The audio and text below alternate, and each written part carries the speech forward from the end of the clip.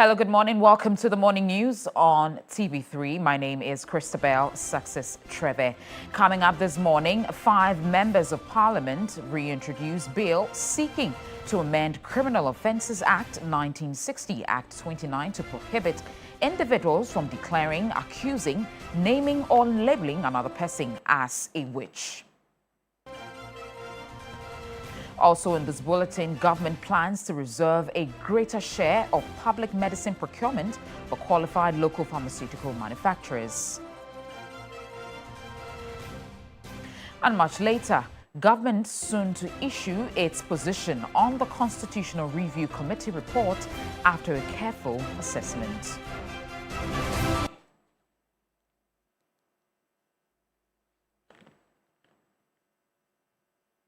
Now the details. Bernard Entry-Boisiako, popularly known as Chairman Wontumi, has formally appealed his conviction in the Summer Boy illegal mining case. The appeal, filed jointly with Akonta Mining Company Limited by a legal team led by Samuel Atachia, is asking the Court of Appeal to overturn the entire judgment delivered by the Accra High Court on July 20, 2026. The appellants argue that the convictions were unreasonable and could not be supported by the evidence presented during the trial. They also contend that the trial judge failed to properly interpret provisions of the Minerals and Mining Act, particularly sections relating to the operations of agents and authorized persons on a mining concession. Chairman Wontumi and Akonta Mining further accused the High Court of exceeding its jurisdiction by interpreting constitutional provisions, which they argue should have been referred to the Supreme Court. The legal team is also expected to challenge the severity of the sentence and seek bail for Chairman Wontumi pending the determination of the appeal. The Court of Appeal is yet to fix a date for this hearing.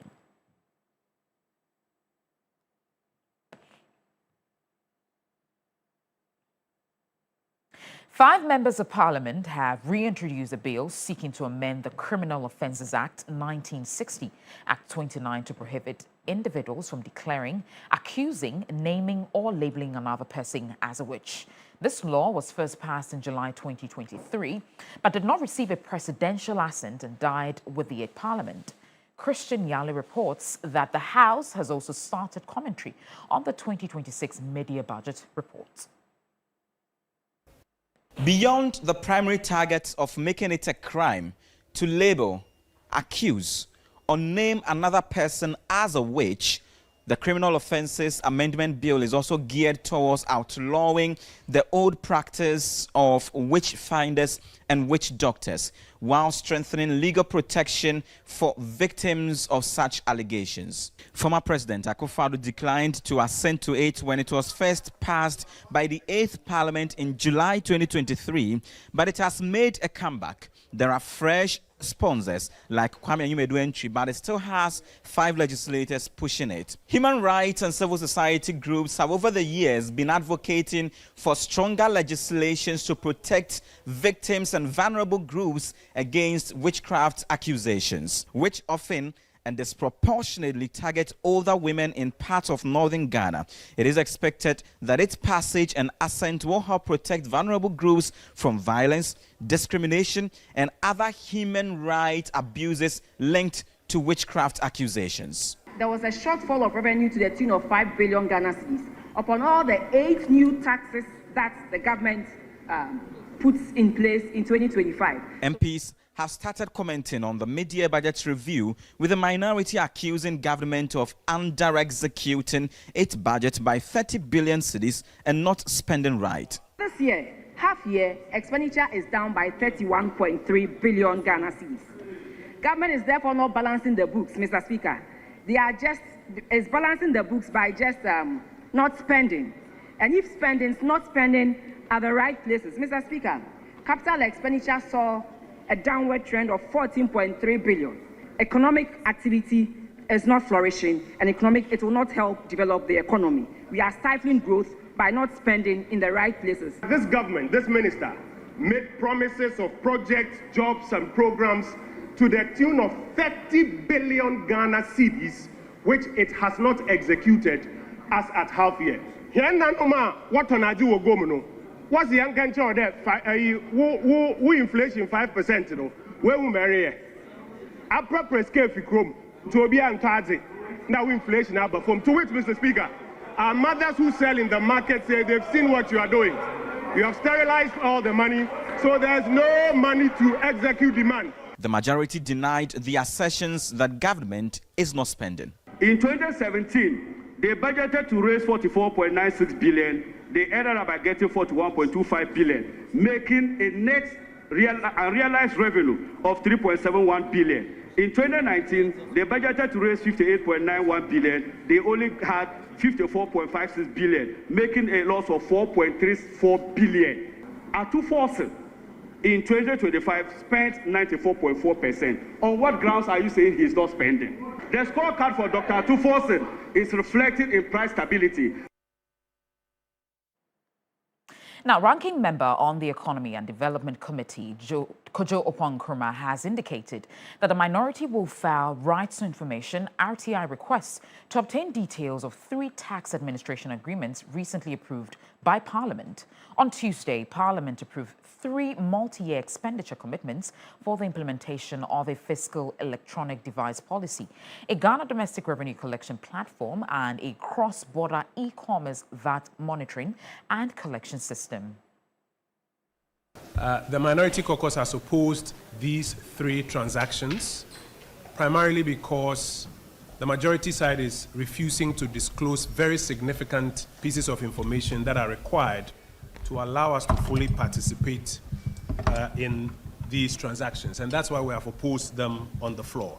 But we want to make the point that while the majority side goes ahead with this, number 1, we will be filing the necessary RTI requests to demand for copies of the underlying contract eventually, and to scrutinize the terms and the fiscal implications that it has for all taxpayers in this country going forward. Number 2, we want to serve notice in particular to the companies that are looking to participate in the fiscal electronic device transaction that what has happened here, which is the blank check that the majority side has procured for the government, does not amount to a parliamentary approval, properly so called. And so you participate in this transaction at your own risk. A member of the Finance Committee, Dr. Gideon Boako, has criticized the government's decision to introduce a cross-border e-commerce value-added tax VAT system, warning it could subject Ghanaians to double taxation on international purchases. The Tano North MP described the policy as a social media tax, accusing government of scrapping the betting tax only to introduce a new tax regime through the back door. He said the move would increase the cost of streaming subscriptions, including Netflix and online shopping for Ghanaians. What this cross-border e-commerce VAT monitoring platform is going to do is that any transaction any Ghanaian makes across borders on the internet, government is going to apply a VAT on that transaction. What it means is that if you are a Ghanaian student at Legon or the Kwame Nkrumah University of Science and Technology or University of Cape Coast or anywhere, and you want to order a textbook on Amazon or any of those platforms, you are likely to pay 2 different VATs, because the cross-border VAT system operates on 2 principles. One is the origin principle, and the other is the destination principle. And that becomes double taxation. We've asked the government at the committee level to explain to us how it is going to mitigate the risk of double taxation. That answer is not forthcoming. It also applies to our sisters and brothers at the universities elsewhere who are doing e-commerce, who are ordering hair from Thailand, who are ordering hair from Brazil, who are ordering items from China, elsewhere. Any transaction that you make henceforth, when this one is approved, you're going to pay VAT on that. It applies to digital transactions as well. So those of you who are champions and lovers of movies and you are always eager to go to Netflix to watch movies, any transaction that you make with Netflix, you are going to pay VAT on that. So if you're a young guy and you use movies to kind of whet your appetite and enjoy yourselves, this government is going to make it expensive for you henceforth. These are the issues that we are raising. If you use Starlink for your internet services, you are going to pay VAT on that. This is a government who said betting tax was not good and abolished the betting tax for populist reasons, but today is introducing social media tax.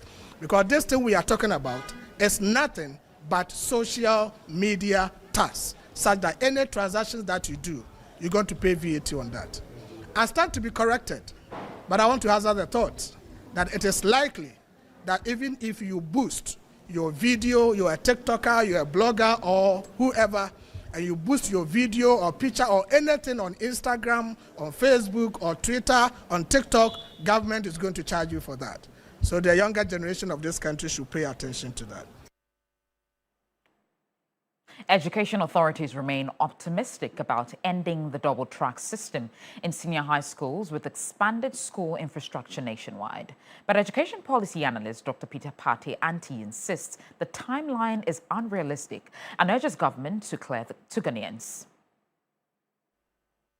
Government is banking on $300 million World Bank funds under the Star J project to expand infrastructure, 210 interventions, 10 new schools, and rehabilitation of 150 existing ones. However, Executive Director of the Institute for Education Studies, Dr. Peter Partey-Anti, argues the 2-year target is not feasible. We are in the middle of 2026. The World Bank facility has just been approved. So we are now going to do all those procurement activities, award contracts, and other things. But by the time you realize, we are almost in 2027. But of course, if the government is going to have other sources of funding to support this, then they might want to target the 2027. But listening to the Minister of Education and listening to the Minister of Finance, we think that the idea to end double track is solely based on this secondary education infrastructure expansion project, and therefore it's highly unrealistic that double track can end in 2027. Meanwhile, Press Secretary to the Education Minister, Hashmin, dismisses the claim, insisting the plan is achievable. It is not unrealistic. It is realistic. Very soon the procurement processes will start. You don't need much time to be able to renovate a school or upgrade some of the schools, because in some of the schools, the upgrade just need a furniture.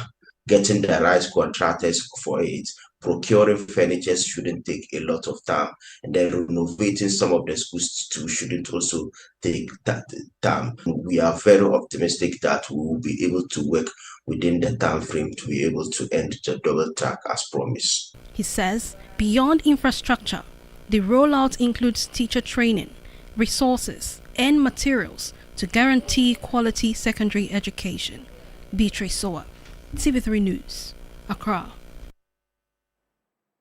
Government has announced plans to reserve a greater share of public medicine procurement for qualified local pharmaceutical manufacturers. The move is part of efforts to strengthen the country's pharmaceutical sovereignty, reduce dependence on imports, and position the country as a pharmaceutical manufacturing hub in West Africa. Speaking at the Pharmaceutical Manufacturers Association of Ghana Day in Accra, the Minister for Health, Kwabena Minta Akando, said Ghana cannot fully guarantee the health security of its citizens while relying heavily on imported medicines, vaccines, and other health products. He cited lessons from the COVID-19 pandemic and recurring disruptions in global supply chains as evidence of the need to strengthen local pharmaceutical manufacturing.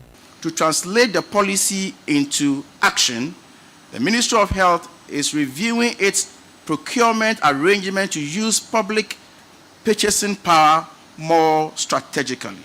A larger number of medicines under the framework contracting arrangement will be reserved exclusively for qualified local manufacturers. But here, the caveat is that you must be competitive enough. Arrangements are also progressing towards the production of the tetanus diphtheria vaccine through an international technology partnership. He encouraged manufacturers to access financing through the Ghana Exim Bank to expand production, improve quality and target regional export markets. The president of the Association of Ghana Industries, Dr. Kofin Siampoku, said that despite opportunities such as access to the ECOWAS and African Continental Free Trade Area markets, the pharmaceutical industry continues to face significant challenges. He said the sector is grappling with high production costs, expensive utilities, exchange rate volatility, and high borrowing cost, among other constraints. The president of the Pharmaceutical Manufacturers Association of Ghana, Elder Dr. Samuel Amo-Tobin, also called for deliberate investment across the entire pharmaceutical value chain.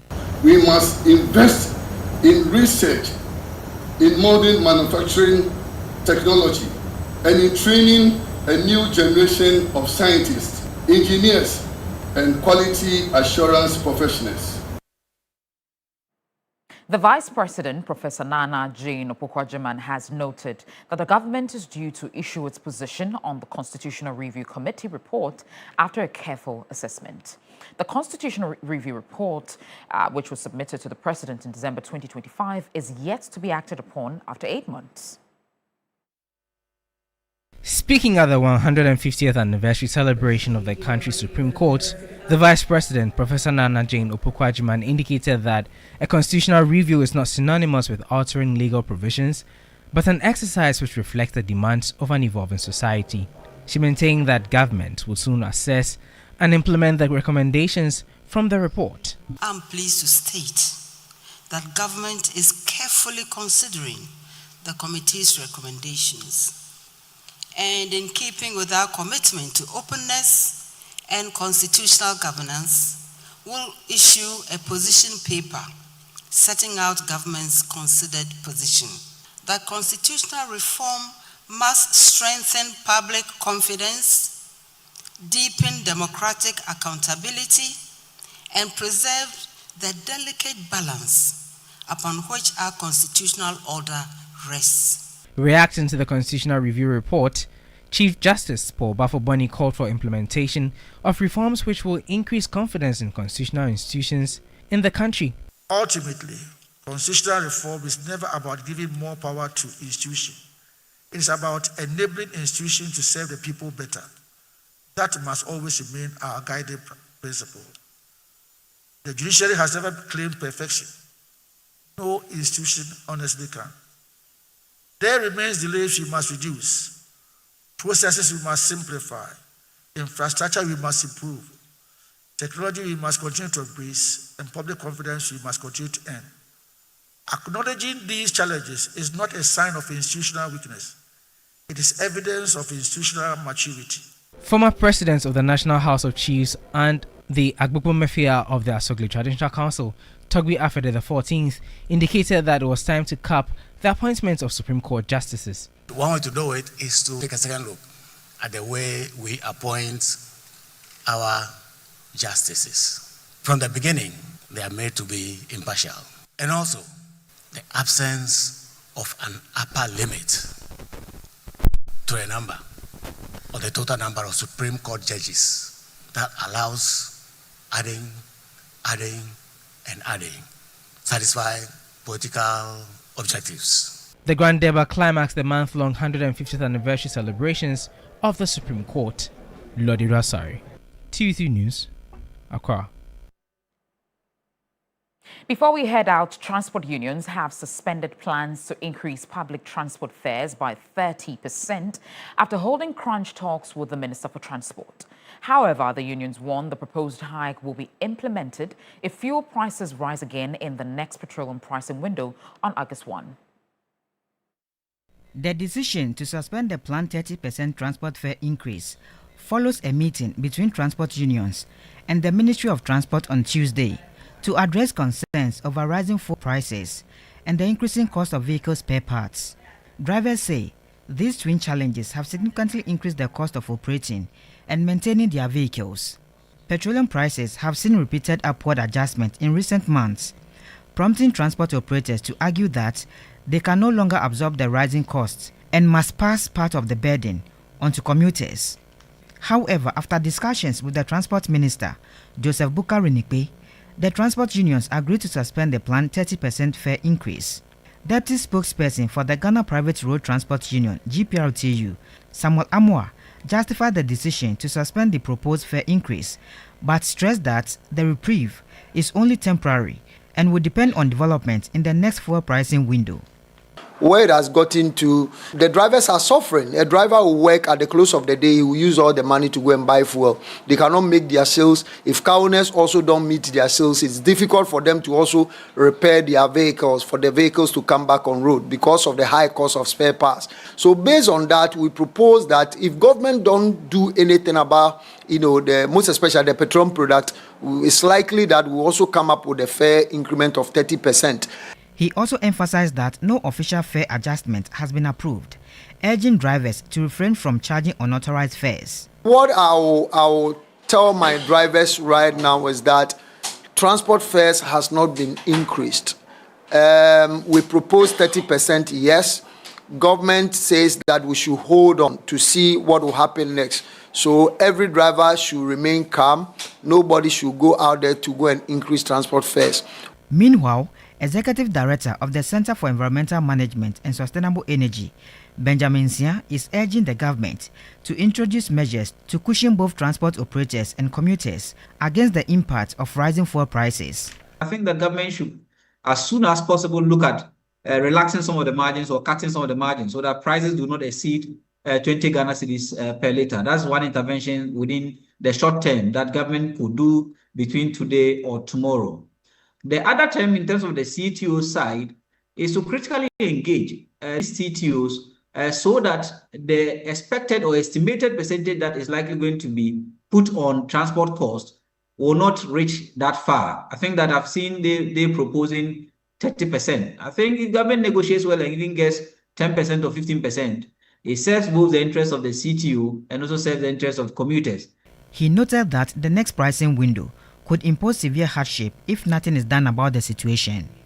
All the products are going to see higher increments beginning the first window of August, which starts on 1st August. Unfortunately for the Ghanaian petroleum consumers, we've seen the CD depreciate by about 1%. So whilst the Ghanaian petroleum consumer is faced by international hikes of the petroleum products, we are also challenged by the depreciation of the currency. So this makes it a double trouble. With the next fuel pricing window expected on August 1, transport operators say any further increase in petroleum prices could trigger another review of transport fares, leaving commuters anxiously awaiting the outcome. Following the President's launch of the initiative to establish 24-hour model markets across all 261 districts, Tema West has catch sword for the redevelopment of the Community 2 market into a modern commercial center capable of supporting trading both day and night. The project is expected to transform the existing market into an integrated commercial facility capable of supporting economic activity beyond the traditional trading hours. Speaking at the event, Tema West Member of Parliament, lawyer James Enu, said the project would create jobs, improve conditions for traders, and expand economic activity within the municipality. The aim is to create a market where economic activity can continue throughout the day and into the night. That is why it's a 24-hour economic market, while providing traders and customers with safe and convenient environment in which to conduct their business. He also charged the contractors, engineers and consultants to deliver the project on time and in accordance with the approved specifications. I also want to speak directly to the contractors and engineers, consultants, and everyone who will be involved in the execution of this project. The people of Tema West are looking forward to a project that will be delivered on time and to the highest possible standard. We expect quality work, proper supervision, and strict adherence to the agreed specifications and timelines. For traders in Tema West, the project represents the promise of safer working conditions, improved storage facilities, longer trading hours, and new economic opportunities. Just before we go, if you woke up to some power outages in your area, this is as a result of certain things that Gridco has put in this particular statement, and we're going to be reading it out to you shortly. And it's titled Power System Disturbance. And it says the Ghana Grid Company Limited, Gridco, wishes to inform the general public that the National Interconnected Transmission System experienced power supply disturbance at approximately 3:11 a.m. on Wednesday, 29 July 2026. This disturbance resulted in the simultaneous tripping of some generating plants across the national power system, leading to interruption of electricity supply. And Gridco says it has activated its established system restoration procedures. Its engineers and system operators are working continuously in close collaboration with power stakeholders to restore power within the shortest possible time. And at the same time, a comprehensive technical investigation has commenced to determine the cause of the system event. It apologizes for the inconvenience and appreciates the patience and understanding of the public during this period. And it says we fully remain committed to restoring supply to all affected customers as quickly as possible. And this is coming through from Gridco here. That's all the time we have here on News Morning. Thank you so much for joining us. The rest of the team are on standby. My name is Christabel Success Treve. Thanks for watching.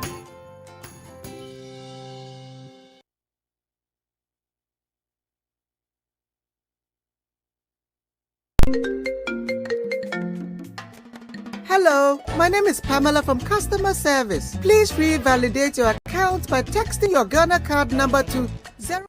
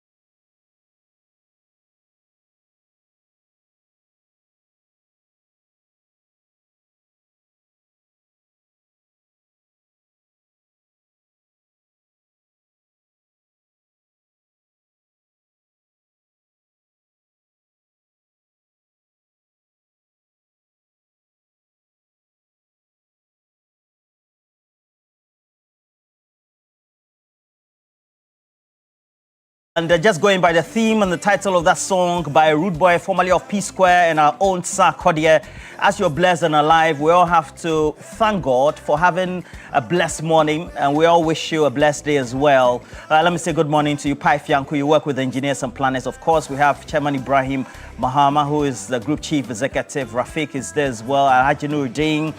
Edmond Comba, Tema Oil Refinery. It was his birthday. And then Randa Shal is also watching ago. us. Prince Nania York of the UK, Money, Kwesi Mensah in New York, Albany, Charles Thompson, Obrim Ponkaba, Zealous Dwayne. And we have a lot to talk about this morning. Chairman Prosper, good morning to Great Man. Chairman Godwin Tamakulu of the Raid Group. Look, a lot has been happening. The power is off, has been off for the last couple of hours. Yes. So I went straight to Facebook. You know, when you get to Facebook, nowadays everything's you're there. Not playing with your no. You get there, no. Then they say, do you have power cuts or light off? As we say in local parlance. So it seems to be a widespread thing. Yes, it is. We'll give viewers an update from Greatco as well as the main distributor of power, ECG as well. I know that for those who live in your neighborhood, you didn't get power cuts. No, right? no.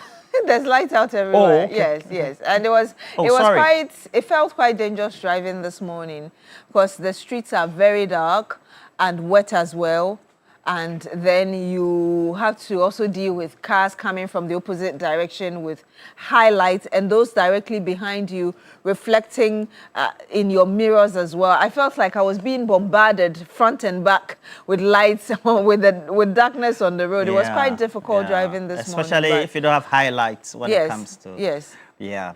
But even when you do have highlights, there are some cars that have, I don't know whether it's a mini form of fluorescent lights, but it's so loud that it blinds you almost completely on the road. So thank God I drove here safely. But yes, the light out is widespread, actually, everywhere. Yes. We thank God that you're alive.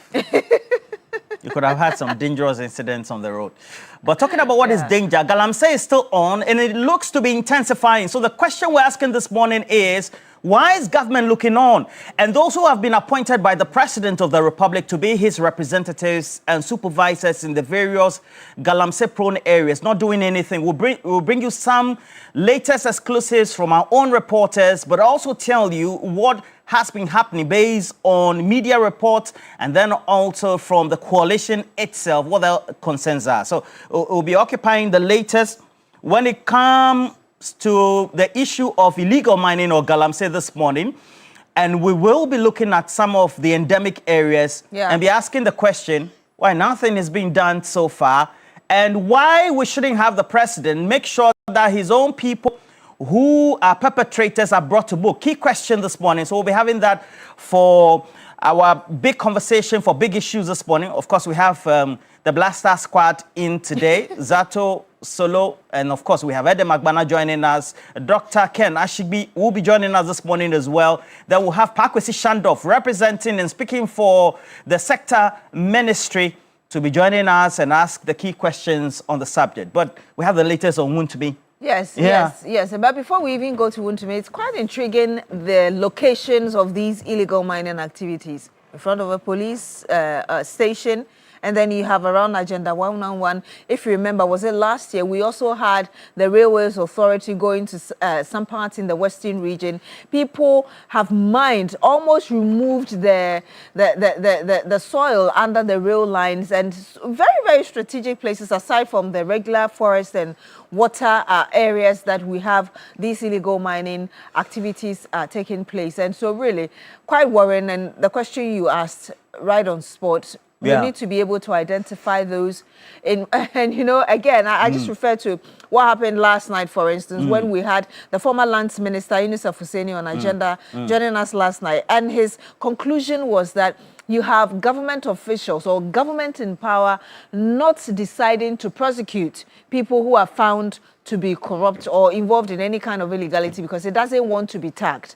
So the question you ask again comes into play, that are we identifying those who are in power now? We're not waiting for the government, a new government to come before prosecution starts so that we go with the same narrative of they are prosecuting ex-government officials and it is political witch hunt and all of that. So really it's something that we need to look at it now before it gets out of hand. It's already destroyed a lot of our stuff anyway. Yeah. So yes, you talk about Wontumi. The lawyers are going to appeal, and there are a number of grounds that they're using, as it were. And the lead counsel now, Samuel Latachia, okay, so maybe I'll just read about 3 of them. He's arguing that the conviction is unreasonable and unsupported by the evidence on record. He goes ahead to talk about the fact that the trial court also misconstrued key provisions of the law. He goes on to talk about even the jurisdiction of the High Court. And I find that interesting because you have a number of high-profile cases where the individuals or the lawyers involved will argue that the High Court may not have jurisdiction. We have the issue of the 4 MPs in court when we had the former Chief Justice talk about the High Court not having jurisdiction over the matter, and even Parliament not having the authority to interpret. So the issue of High Court having jurisdiction again comes to play. And for me, it reminds me again of yesterday, one of the things that came up, which was the fact that we needed to put a cap on how many judges we are appointing to the Supreme Court. And we've had some lawyers, and I think that was also a point that Togbe Apede, the Agbomefia of the Asogli State, also talked about. But there are those who are arguing that we have our lower courts not empowered enough, and we seem to have one centralized Supreme Court as compared to the US, which has federal system. And so it puts a lot of pressure on judges at the Supreme Court. Well, that person was arguing for more judges to be selected at the Supreme Court. Why am I talking about this? Because we are also bringing right now into the argument the jurisdiction of the High Court. So at what point are we going to empower all the courts, the circuit, the districts, the High Court, the Appeals Court, just so they are able to deal with certain matters before they go to the Supreme Court? Because now, if he's making argument that the High Court doesn't have jurisdiction, it means you're heading towards the Supreme Court, as it were. So do we still have to look at the review of the Constitution again, which was recently done, report submitted to the presidency? It's a whole lot of, sometimes it sounds like a cycle, but hopefully we're able to get something substantive out of it and move forward. Yes. Well, we'll see how that pans out, because it's in the bosom of the judges, so to speak. And so at the Court of Appeal, we'll see what the court makes a decision on, and then subsequently how we move on from there. Indeed. And subsequently as well, we know that the latest power cut or outage has been experienced by almost everyone, according to what so far we've observed. I don't know about you as well, but just in case you've also experienced that, please let's know from your location whether you experienced it or not on WhatsApp. So just get onto our WhatsApp platform. Make sure that the numbers as displayed, we have 0500 516 444. Let's hear from you, your experiences this morning with the power outage, and then whether it's been restored in your community or your area as well. If it hasn't been, just tell us from which point in time, the early part of this morning, you experienced it, and let's have some conversations this morning. We'll try and call on emergency some of the power distribution officials, and then we'll get to know what the latest issues are. We have the latest from Greco as well. We'll talk about that as well, all for this morning segment. Stay tuned.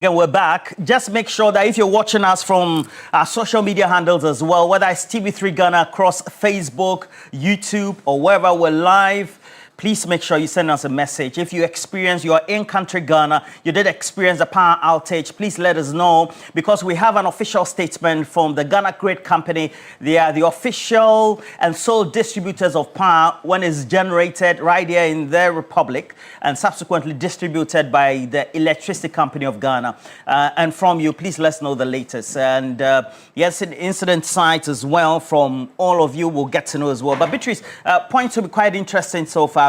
Hasn't been a very good morning when it comes to the power issue.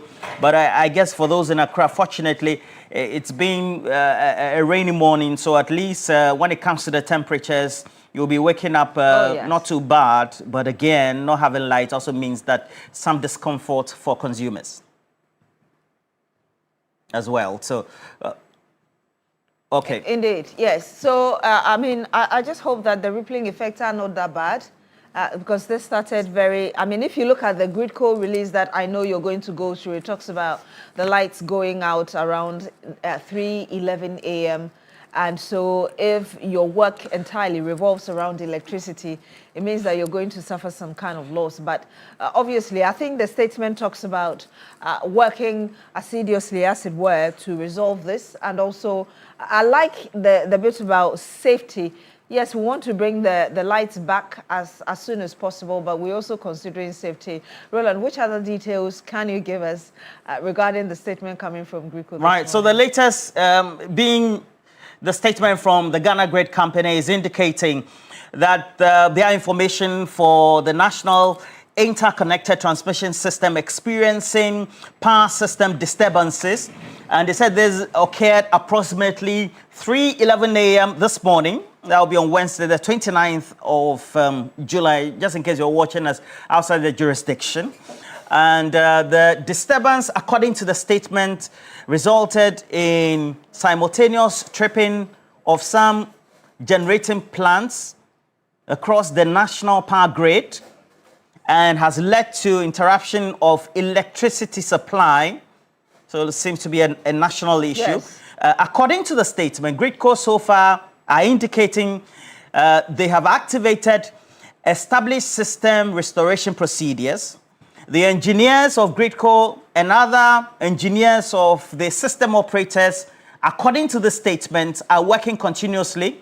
They are doing that in collaboration with power sector stakeholders to restore power and within the shortest possible time without compromising on safety as well. We know that the biggest incident recently has been the power or fire incident that was recorded at that power station on the premises of the Volta River Authority at Akosombo. The last time around, quickly restored in a week or two. And at the same time, a comprehensive technical investigation has commenced to determine the precise cause of this system blackout, according to Gridco. Of course, they continue with the apologies, etc. But despite the apologies, there's still no power. However, what we can indicate based on 3 pointers is that 3:11 a.m. this morning, power went off, is a national power blackout, according to Gridco, 2. So 3 is that they are working with power stakeholders to make sure that they restore power. Well, if you've experienced this, please let us know. According to the statement, it happens to be a national blackout. We don't know whether everywhere else in Ghana is off, but just in case you're watching us this morning, please let us know where you are experiencing it. When did you take notice of this blackout, so to speak, that now has been confirmed by the Ghana Grid Company. But Beatrice, it also means that simultaneously, people are going to have a lot of difficulties this morning. Exactly, yes. And like I did say earlier, if your work revolves around electricity or even water, to some extent, when it prolongs, we have the Ghana Water Company Limited also being affected because they need the power to pump and to do its work. And so, like Roland said, wherever you find yourself, if you don't have light, let us know what the situation is like and possibly how this is affecting you. But I think we also did say that we'll be looking at the issue of illegal mining just for people to share their thoughts with us, and the fact that the latest we're talking about now, based on what our reporters have equally brought us, has to do with illegal mining in front of the Impoho police station. right in front of law enforcement agency. What do you think about it? Do you think that really the supposed efforts that we say have been put in place are not working, or really we are not just doing it at all? Share with us, and moving forward, what you believe could be done as well to ensure we deal with this matter once and for all. I don't know whether you've already received messages as regards some of the issues we're talking about. A lot of people sending messages. I see Ajay Boateng saying that in Sawam it's off. And Harold, good morning to you, Harold. I can say good morning to you as well. Just indicate to me whether you have power going off. Richard Amankwakwashi, good morning to you. And the rest of your family says that power is off in his area around Adenta as well. So everybody else affected. We'll quickly go to the console, but we'll be again touching base with the power sector representatives to speak to us, particularly from the Ministry of Energy. And we have Lawyer Richmond Roxon we can quickly just speak to if he's in a position to speak to us in the first place. And then we'll also get to know where the latest is coming from in terms of what the causes are and then what is being done for that restoration to confirm the statement from the Ghana Grid Company. And quickly, for those who are watching us across our social media platforms, we're grateful. But more importantly, if you're having those difficulties in power, please let us know. But we have this one from Ibrahim Krampa. Isha says, I have light because I'm on my generator. Good for you, but it's also good for you to inform us that you don't have light, so indicating that it's also been affected in your area. Eso Wahab says that Sapeman, Opa, it says that their light went off 2:25 a.m. Don't know. Okay, don't know before the power outage. So Joshua Arthur also says that Winneba is off. And then we also do have from others as well watching us. But please, if you're watching, Kaswa from Pearl also says that is off. We have our own Kaswa chairman here, so he confirmed that lights from those areas, Ofako and some of those areas had been off for a couple of hours now. And so we have that right in our strikes. Solar is also off, according to Sansa Thomas. And then Amos Mensa, he lives in many areas at the same time. So in the Volta region, he says that Ketu Peta is off. And then all the communities along those areas in Ketu North are also off. And then Alfreda in Ho says that it's off. Humble, Cantonment. We have a producer who lives in Cantonment. He's confirmed that it's off. So we don't. The whole of Dansoman from Rich Love Quincy says it's off as well. And a couple more people. Stephen Anosei in Takwa says Takwa is off as well. Klagon is just here, off. Your So neighborhood. Yeah, so at least we're on the same line, so we know that as well. But please let us know, especially if you have to face some difficulties this morning. For those of you who have to keep your irons on and then make sure you stretch your clothes before you get to work. But also if you work with electricity for most of the time, it also means that your work will be affected. Let us know what your experiences will be. Yes, a number of people on YouTube equally commenting as well. Aniado says, Ability Motor says, Tabora light out. Ankara says, Atimpoku light out. And Abdul Rauf Al-Hassan says, Sampa in Bunu region is also facing this challenge. Albert Sarkodie says Akosombo is also light out. That's where we have our power plant is off. AJ Owusu says Ahafo in Totroso Jedu is experiencing outage as well. Light off in Tamale. That's coming from Cletus. And then Jackie says Bachona. Is it the Bachona? Spintex is also off. Cecilia says Oyarifa is also off. So it seems that La Paz is off, Aquatia is off. So it seems it's a nationwide problem like we saw in that statement coming from Gridco. Yes. Mr. Mike Kofiaflo, good morning to you. He's chair for FIC, for the Financial Intelligence Center. Wish you all the best for the day. Areas around Lashibi, etc. He pegged this time at 2 a.m. Gridco says 3:11 a.m. So residents reporting varied times. We've had the 2 a.m. time also communicated to us earlier on by another viewer. And so we'll just be getting the message trickling in. But more importantly, we want to get to the individuals who speak on the subject, particularly when there's an intermittent power interruption, but more so crisis, and how it will be resolved, especially when it's on a scale of a national emergency, because such power disruptions result in man hours being lost, productivity when it comes to the manufacturing sector or the service sector or all sectors of the economy are also being lost. And then, of course, at the end of the day, it affects the bottom line in terms of revenue for the period, and then what also the outcomes will be. But let us know. We told you we have cash out. It goes with a short code *439#. This is what you need to do. And Beatrice, please tell them. Yes, you need to play more than 40 times. In fact, 100 times if you can. And we're giving out, how much are we giving out today? 1,000 CDs. To how many people? 3 or 2 people? Yes, 3 people. So keep playing. Start early. Don't just play once and go to sleep. *439#. You follow the prompt. And as always, you pick your favorite platform, which is number 2, right here on TV3. And if you play very early, we'll be able to even cash out before the big issue, or perhaps in the middle of big issue, latest by after big issue is done, just so you get to enjoy some cash. 1,000 Ghana cedis to 3 of you. So start playing more than 40 times, up to 100 times if you can.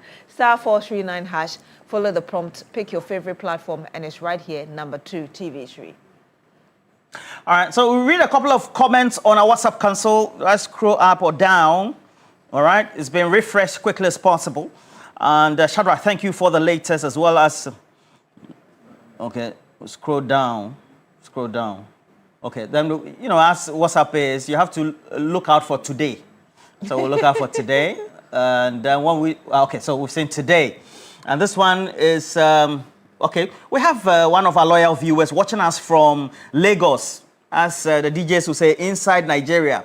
And it says, great show so far, we should keep it up, thank you. This lady is always great, referring to Beatrice. Joe Eskin, inside Lagos, Nigeria. Wow. Thank you so much for the message as well. We have power cut here, I don't know. I think Lagos, they tend to experience it most of the time than we do. Oh, yes. I mean, there are generators almost at every For us, it's an emergency. show. For you, it's a lifestyle. I mean, not to throw shade at anybody. The Nigerians will not just, be happy with just you in this jest. morning. Yes. But Beatrice, we have some interesting comments so far. You want to take this one from Jibril? Yes, he says, those who claim that the government is not spending should acknowledge that it has paid ex gratia salary top-ups and invested 143.7 billion Ghana cedis in key sectors, including infrastructure and the Big Push program. If critics disagree with these priorities, they should present credible alternatives. Public debate should focus on fact, policies, and solutions, not blanket claims that the government is doing nothing. Yeah. And that's Team Jibril, Team Spencer. Okay. Yeah. And this one is from Humado Sichop. Good morning to you. He's sending out this message from the Guan constituency. Okay. For those of you who don't know the Guan, after Hokwe, they are there. So we have Leklebi. Oh, sorry. We have Likpe, Santro Kofi, Akpafu, all those areas as part of the Guan. And then this one, we've been giving you names. Yes. So we have this one from, Roy and B. So Edem in Lashibi says that the spark cuts or light off, no lights in Nkwetia Kwewu. That's where we have St. Peter's. And we also have this one also coming from Slow Fast. Tumu. Yes. And he says, honestly, health, agriculture, education, and interior are failed ministries, and the unemployed youth will surely pay them back. Okay, so don't forget to send us a comment on what we are discussing, the electricity issue, and of course, a bit on the illegal mining issue, if you can, and you have a view on it. There's also one you did, he's from... He says that Dabuasi 2, there's light out, and says, good morning. Galamsey in the Wasa East District is getting out of hand, especially in Esaman. Let the minister in charge of lands and natural resources be informed and the necessary agencies take action. All right. And there's light off here in Daboase. Yes. Yeah, Daboase. And so that also. And the Spintex Bachona, we're told, specifically American Washing Bay. Where is that one? On the Spintex Road, Bachona. Oh, I see. Okay. Please make sure that you speak to what we are discussing this morning. And it's on the emergency power cut we're experiencing nationally. There's been a confirmed statement from the Ghana Grid Company.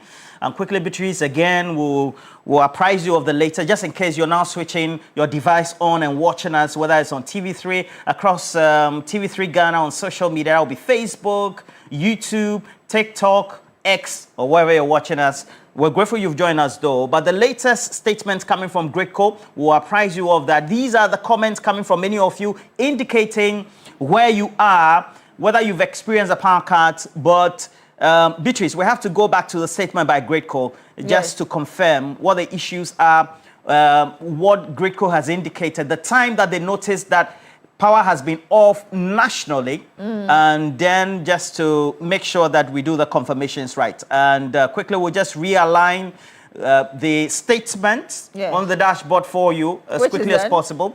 And this one is coming from Gridco, Beatrice. Yes, it is coming from Gridco, and it says the Ghana Grid Company wishes to inform the general public that the national interconnected transmission system experienced power system disturbance at approximately 3:11 a.m. on Wednesday, 29 July 2026, and that's today. The disturbance resulted in the simultaneous tripping of some generating plants across the national power system, leading to interruption of electricity supply. It says Gridco has activated its established system restoration procedures. Our engineers and system operators are working continuously in close collaboration with power sector stakeholders to restore power within the shortest time possible without compromising safety.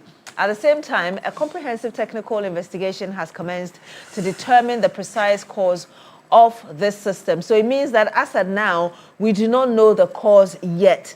Gridco, because I've seen a statement on YouTube, one of our viewers saying that we should be telling them the reason. Gridco says that it is yet to establish the cause. And so hopefully in the course of the day, we'll be able to get that.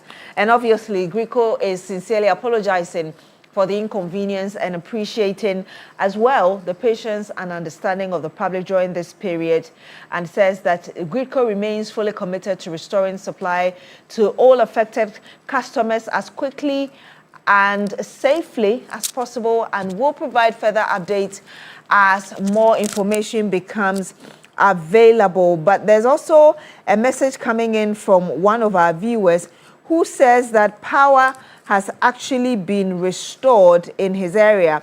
And I'm trying to get that very area that he talks about. He talks about, I think, Aviation Road somewhere. He says that his power has been restored. So perhaps...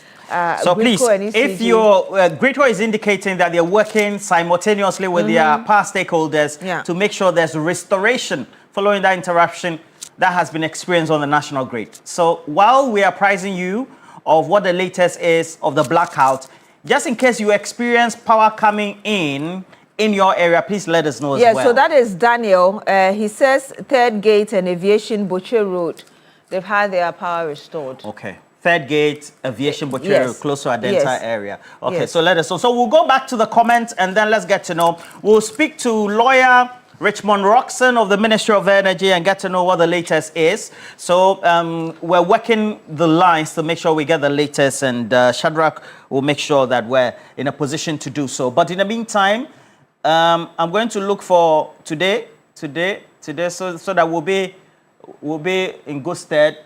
Just to know. So I see a couple of messages out. Yes, I remember. Vividly. Okay, so so I think that was the last one. Yeah, so we have this one from Trupeni Evakpo. It's I woke up around 4:30 and realized the lights were off. So it means that the weather was cool. He never indicated either that or you did something over, so you had good sleep. So no problem at all. So that's coming from Raymond. Raymond, good morning to you from Trupe, near Vakpo, Volta region. The whole of Navrongo is off. This one sounds like an alarm. Well, the whole country is alarmed currently because the national grid is off, and we have Moses from Utah's campus. Which one is Utah's? Which one is that? No, Utah's. University of no something. Navrongo. It must be around that place. So we'll try and search which of the names has been turned. Yes. Because the university names have been changed over the last couple of years. Yeah, which is somewhere in the Volta region. Yeah, that's right? whole in the Volta. Yes. Sprinters is also experiencing power outage. And this one from a viewer who says since 3:30. And then we have no light at Saki, high tension. Benjamin Adegbe and Saki is around Gulf City. So for those of you who live in Tema on the Afienya Road, we have Saki, Bediakon, some of those areas there as well. And then we also do have Swale, Seidu, Kintampo North, Bono East region. Kintampo, that's where Master Planner Junior is, right? Okay. Kintampo to the same. And then we also have Kumasi being off, Bobai. Upper West region, Dumukwa. Who said Upper West region? Dumkwa. Dumkwa. Oh, He okay, didn't add his name. It says, and I have to trace my box iron. I don't know who has box iron these days. I'm not sure anybody has box iron these days. Do we? Please, if you use box iron, let us know because this is alarming. Maybe in the rural areas where you put charcoal in it. I haven't seen one in a very long time. Relax. Unless you're going for camping. You know, Nashoko likes camping in mountains and so caves. you think Nashoko might have one? So Nashoko will have one. But apart from Nashoko and those who like leisure hiking, I'm not too sure anybody else has. Insuraba Rex is the name of, Estates, Sakumono Estates. The staff quarters around, the whole, so power is off around Sakumono. I'm not sure the Gen Zs will know what box iron is. They don't need to know. Okay. It's not their generation. Yeah, so you people, you like old school. But you didn't use box iron, so what's your wahala? Bob, we have this one, Bob, from, it said disc off in Hunter West is also off. Sakumono, we've confirmed. But, so this one is your person. Another person. Okay. It says that Sakumono is on. It came on around 5:56 a.m. and then went off around 3:30 a.m. Oh, okay. 3:30 a.m. might have gone up. That was the first, right? Before it came back at 5:56. It's on at, and so it went off around, so it's back in Sakumono. Okay. Please, if you're in Sakumono, can you confirm whether your area is on? That's Kofi in Chapel Square. And then we have Michael Abim, who says that there's power outage at Sokode Bogame in the whole central municipality, and says this in full of the Volta region. I love this person. Yeah. He likes a lot of English, so has written it well. The light just came on in East Legon. Okay, just means that gradually people are getting their lights. Yes. Please, if your power is on, let us know. Our regular watcher, landlord, Bolga D line. Yes. Entire Bolga, Upper East region is off. Thank you for the announcement, Bolga D line. And Western North, Bodi district is also off. Somewhere from Techima in Bono East, we experienced light out since 2 a.m. till now.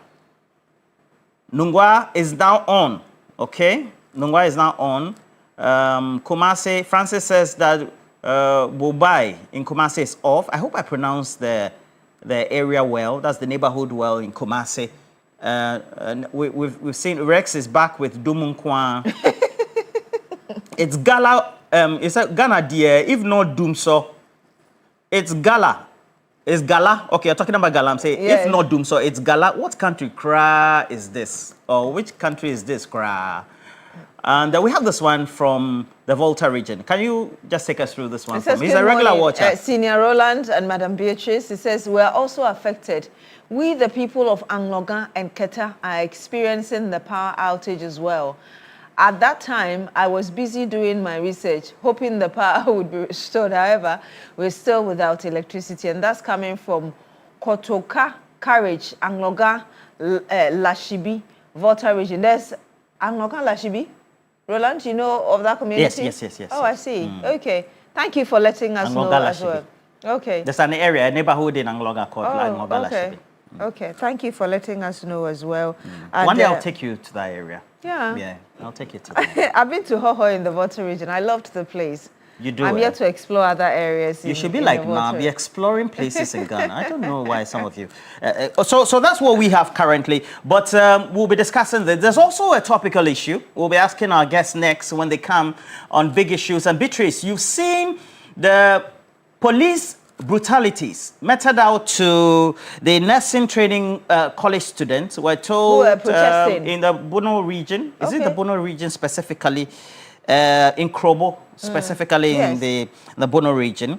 And they are protesting over what they call unfair management. Yeah. They said their dining food was not in good taste, etc. And the way they've been managed. So and they wanted the head or the principal of the school out as well. And as a result of that, they had... is it a fisticuff for an interaction with the police leading altercation, perhaps? Altercation, yes. Yes. Because they also started throwing stones and then other implements. So the police also fired warning shots. I've seen the video. The question is, why should the police be high-handed on students? Couldn't they have found a better way to be able to calm the students down? And this one, squarely, is on the table of the Ghana Police Service.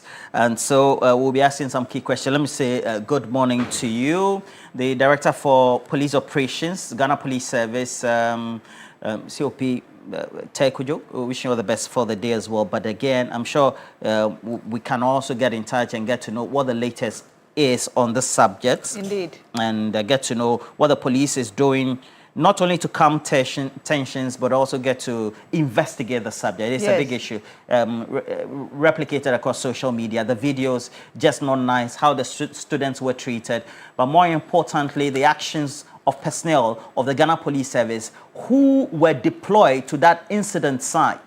And so we will take a look at that next on our agenda. But Beatrice, we have to go for a break. Indeed. Kwame Asiditi, I have for Trinsua seen your message. Thank you for your messages, all of you who sent us your messages. And let me remind you that you can always wake up your day the Milky Way with a rich, smooth taste of peck milk shortcake. It is just pure delight. I'm getting one for Roland after the show this morning. And again, we're reminding you that you have to start playing *439#. You follow the prompt and you pick your favorite platform, which is right here on TV3 number 2. And if you play early and many times, we probably will have the opportunity to have our first draw to give out of the 1,000 cities to 3 of you, the first winner. So keep playing, and when we come back, of course, we'll bring you the big issue as well as sport.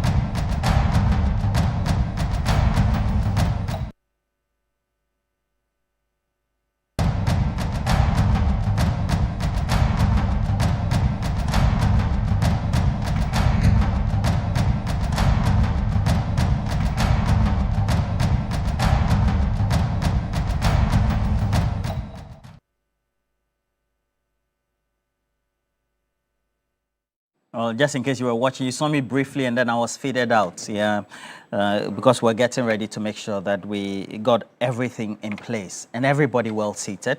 But again, we have cash out. It goes with the shortcode *439#. Just in case you also want to be part of the lucky winners this morning, at least we can promise you based on what the numbers are and custodians from Radio Entertainment, 500 to 1,000 Ghana cedis for each of the winners in multiple times this morning. Just dial *439#, become one of those lucky winners.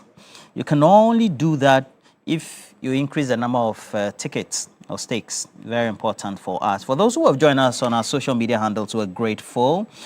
Prince Nania York is watching us from the UK. Nana, good morning to you. Justice lives in Finland. New Date Mills, good morning to you. You have a very beautiful family as well. Some Oyibo family, Obroni family as well. So New Date Mills, he lives in the UK. Yeah, Money, good morning. Thank you for watching us. I see Hadia as well. Please, just in case you experienced the power cuts this morning, we're told that some of you have started getting the lights on. Let us know in between the conversation this morning whether you have your lights back. Gridco has confirmed by early part of 3 a.m. the power went out, so let us know. I see Patrick, Samson as well, and a couple of you. Tema Community 25 is off, confirmed. And so that's coming from Ibrahim Krampa. Good morning to you as well, Mr. Krampa. So make sure you share the stream. Let's have some great conversation this morning. We told you we'll be focusing heavily on Galamsey. Our own sources and then reports are indicating from our correspondents that right as we call it under the nose of government officials, Galamsey is ongoing indiscriminately, as the word will be, and nothing is being done about it by officials appointed by the president, so representatives of the president, and nothing is being done about it. And we know that in the light of what the subject matters are, we need to ask the question, is government not only letting down its guard, but also turning a blind eye or playing ostrich when individuals associated with governments and then the NDC are undertaking Galamsey indiscriminately without recourse to what the clear regulations and laws are of our republic, yet not being brought to book, whilst others are being brought to book? It's a key question. And we'll tell you some of the areas that we already know, apart from the report also from other journalists or media houses as well on the subject. Please let us know where you're watching us from. TV3 Ghana is alive. TV3 Ghana on Facebook. We have YouTube. We have TikTok, X. And please let us know what the conversations are on the subject matter. And then, of course, we know that there are grounds of appeal for Wontumi as well. So his lawyers have stated some grounds of appeal. We'll try and touch base with that if we can. We'll speak to officials of the Ministry of Lands and then also speak to a number of the stakeholders. So we're going to have Dr. Ken Ashigbe also join us from the coalition. But right here in the studio, I have Joshua Jebuntie Zato of Sisala East joining me. Thank you for joining me as well. Good morning to you. Good morning, Roland. Good morning. Yeah. This morning, I'm worried because the Ghana Statistical Services has just released a report. Yesterday, they had some. Yes, they're saying about 21.9, almost 22% of youth in Ghana are unemployed. And they're saying about 2 million youth in Ghana just idle, roaming about. They are not in school, they are not in training, they are not in anything. It's worrisome. And anybody, in fact, you can decide not to look at it even from the economic perspective, from the national security perspectives. When we were in school, there was always this mantra that the devil find hands for work for idle hands. So we need to be, as a country, it should scare us as a country, we should be worried. This is where I think that the 24-hour economy could have easily solved. The 133 formula could have solved it. It has not so. Please, all those in charge, don't even look at this from an economic perspective, look at it from a national security perspective, and the youth is being let down. What are we doing about it? Good morning.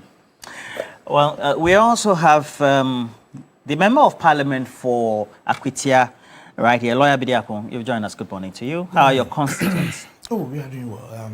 Good morning to you and my able men. And good morning, especially to Dr. Zato, as usual. We would want to play politics with everything. I mean, yes, every day is what he just did. I mean, the statistics that has been released and connecting it to a 24-hour economy, he said it would resolve whatever and all that. I mean, it's pure politics. We know. But if we have time, we'll go into those matters. Well, we're not discussing that. We are it's not. just an open comment. I just want our viewers to know that this is what he does best, and that's best. I mean, we should just ignore him. I mean, we've had a problem as a country. It's an age-long problem. And so if we need to tackle this problem, because he was in power for 8 years, yes, you were a candidate of the party. Let's stop this. Let's proceed from there. You were in power. And for 8 years, you had some policies as one district, one factory. 8 years, 8. I didn't say 1.5. 8 years, one district, one factory. In the constituency you hail from, what is the name of the factory there? What do they produce? One village, one dam. In fact, later we heard that the dams were meant for only the northern sector. That wasn't the promise we initially got. But granted, that is the northern sector. Tell me the number of dams you have in the place you came from. I mean, for 8 years. So this is if it had worked, the one district, one factory had worked, we wouldn't have been getting these figures from Scientific Council. Right. So good morning to you and the very good people of Akwatia. Please, let's keep it short. It's just an opening comment. I know you want to take a dig at each other on the subject matters. Grateful. Aaron, what do you also have up your sleeves? Now, I'm in the dark. Roland, it is sad that Good morning. Those in government, good morning, and good morning to your viewers and to panel members I am sitting today with. It's a privilege, they are big men. But it is sad that those in government who are responsible for the menace and also to curb it or try to even do their part are rather shirking responsibility. Roland, I hold in my hand over here. I sent it to your producer. This is a letter dated the 18th day of March 2026 from Osman Ayariga, the CEO of NYE, complaining to the Speaker, reporting the Minister of Finance and the Administrator of Common Fund that, per law, they must receive 5% of the District Assembly Common Fund. In 2025, they only received 0.6%. And this year, not even a cedi has gone to NYE. Those in charge of youth development of this country. And we comment about it, and you are still running around with one district, one factory, and others. You have power. Deliver. Deliver, Honorable, stop that. This is National Youth Authority. At 2014 is not releasing money to them. How can young people be employed in this country? And we say it, and you are running around that one district, one factory. What are one district, one factory? These are statutory funds. Yes, release it. The money is there. Release it. Give it to them. Who told you the money is there? Who told you the money is there? Oh, but this is statutory. Okay, Chairman. Solo. Welcome. Aaron, let's see a do entry. Yes, sir. 2026 consolidation. I'm very surprised that we have started on this note. We must sound nationalistic. Because for you to determine what is happening today is also to go to the past. Money is meant for creation of industries. That would have given all these young ones employment, have been stolen by their own appointees. When you arrest them, then they quickly go and sit on the floor, complaining. You see, You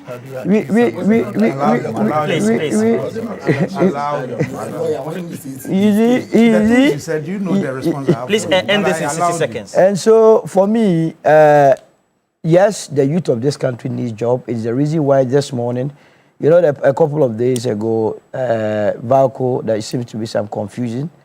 Mr. President, yes, you need private investor into Valco. However, the Arch Holdings Limited, you must take a second look at it. It is not a company that must lead this whole discussions, because it's not a company in good standing. And you cannot Arch allow Holdings Company Limited. This one today is a friendly fire.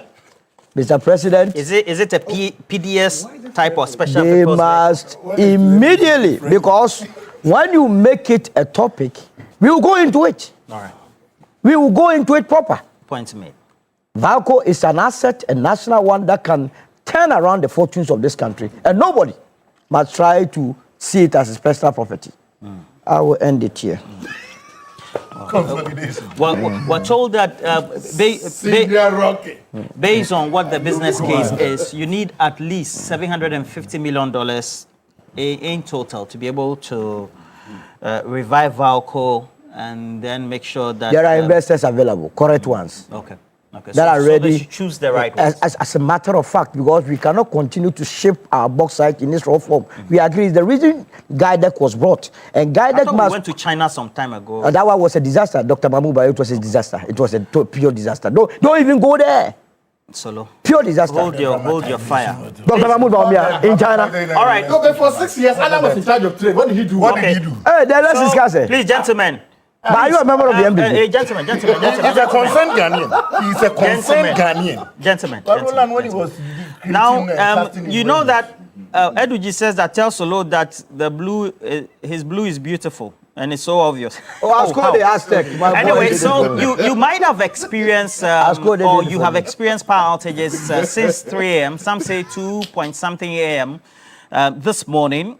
Gridco has come out with an official statement, but more importantly, it is also Jifa Bampo who is leading the communications this morning for the corporate communications section of Gridco. When it comes to speaking to the subject, Jifa Bampo has joined us from Gridco, the Ghana Grid Company. Good morning. Jifa Bampo, what can you tell us about what has been done so far from that statement you indicated to restore power? Because you said you were working with stakeholders. Where have you reached? Percentage of restoration? Good morning, Roland, and good morning to your guests in the studio and your viewers. First, we'd like to apologize for this incident. It's a rare one, not one that occurs often, and so we sincerely apologize for everyone who's been impacted, whether they're a consumer or a business owner. Currently, we know that restoration is ongoing. It's been ongoing since the early dawn. We've picked some load, I understand, from the Akosombo generating station. There's the need, obviously, to pick more load. And so that work is ongoing. Efforts are underway. So the system control center is working with our partners, stations, like our substations across the country. We have about 68 of them, and we're also working with the generating stations to restore them, bring them on stream as soon as possible so that we can supply bulk power to ECG, and then ECG can onward distribute nationwide. So it's a painstaking process. There are protocols required to do this work, and we urge the public to have some patience for us whilst the engineers do this work, which is currently ongoing. And once again, we sincerely apologize for what has occurred. Okay, just to get some clarity, from your statement, you mentioned national. Is it a national blackout, or was it a national blackout, so to speak? It was widespread. I don't have the full details of how wide, but based on the information we've gathered, it's widespread. It's more beyond us here in Accra, obviously. Okay. So the last question then, before I let you go, because you have to attend to others as well, is there some grading to the restoration? Is it going to be restored in bits, or in what way is it going to be done? The way it works is when you bring on a generating station, then you have load, then you can transmit. So as we get more of the generating stations up and running, the power will be restored. So it's ongoing. It's ongoing. It's a process, and definitely every effort is being made to do it as quickly as possible. We are sensitive to the nature of power, and so efforts are being made to do that quickly. And that's why I indicated that the engineers have been already awake and at work since early dawn. We tried to put out some statement as early as we could because we know that we should inform the public. We don't have all the information currently, and that's why an investigation is also being done simultaneously. But the key priority now is to restore the power. When we get updated information or additional information, we will provide it to the public. Jifa Bampo, thank you very much. Jifa Bampo giving us the latest and speaks for corporate communications for the Ghana Grid Company, giving us the latest. I have Tommy and I'm forcing among many others saying that, well, the power is back in their area, so we'll see. So the power is back. All right. So for those areas that the power is back, please let us know. William Evansinkum is our lead correspondent for Abirio when it comes to the middle section to by way of supervision, the northern half of our country. So he's the latest, has a number of intelligence reports, and then also has reported in a number of venues or areas where we have flagrant abuse of power when it comes to Galamsey by associates of not only the NDC, but also associates of the government. And the government and its appointees are doing nothing to rein in their own. Why? Now, Evans, what can you tell us? Where are the sensitive areas that so far you've made some discoveries and then picked up intelligence? Well, so two districts, you can describe the situation as a disaster. One is the Jabin municipality, specifically an area we called Achiase. And I can tell you that bridge connecting Jabin municipality and that of Osumifra, who is still bridge, is now on the ground as a result of illegal mining. The Anum River, which travel beneath that steel bridge, has also been blocked because in the absence of the bridge, there should be a passage. And as a way to improvise or equality imposition, or to ensure that vehicles have access traveling or connecting these two districts, the illegal miners have dumped heap of sand just to ensure passage. So that is the situation in the Jabin municipality, specifically, you're talking about Achiase. Now, the latest situation is happening at the Obuasi municipality, and that's a hurry I describe or I call, because road leading to the Obuasi estate is also a disaster of scene. Tracts of land degraded, a number of illegal miners invaded that particular enclave. And I'm even told that last week, NIMOS struck, about 9 excavators were demobilized, but strangely, this week, and I'm talking about just last Monday, 3 of the excavators that were demobilized last week were still in operation as far as that particular enclave is concerned. And a drone shot just provides you with nothing of worry. I mean, things as far as the level of degradation is concerned. There's an area you told me that it's close to an Agenda 111 hospital site. Yes, so this particular story was reported in the early days of this month, around July 2nd, if my memory serves me right. And there were reports, of course, which also gone viral, that some illegal miners have approached a site in the Adanse Asokwa districts, specifically close to the Agenda 111 hospital. So the Regional Security Council went there sometime last week to, of course, after that particular report, Rexec had gone there to clamp down and also confiscate or impound some excavators. And so the degraded land was immediately given to an expert to declare. So the move by Rexec last week was to inspect the level of work as far as reclamation is concerned. Lo and behold, whilst reclamation was ongoing, another side of it, serious Galamsey was also happening. So that is the situation over there, Roland. Well, thank you, William Evansinkum, our lead correspondent, monitoring the situation for us. And I can tell you he has sources close to NIMOS, as well as the team monitoring security in the Ashanti region as well, REXIC, as we have designated the acronym. but importantly as well, monitoring just outside the Ashanti region. He also have a lot of information on that subject. But alongside, we have other notable areas where we're told that it's happening right in front of a police station at Impoho, Fiase. And this one, the DCE is looking on, playing ostrich, doing nothing about it. We also have implicated Obuasi West Vice Chairman of the NDC. He's been on radio as well as other media platforms, rebutting and then reacting, and even calling the bluff of officialdom that nobody can do anything to him. The NDC Obuasi West Vice Chairman allegedly also says that as well.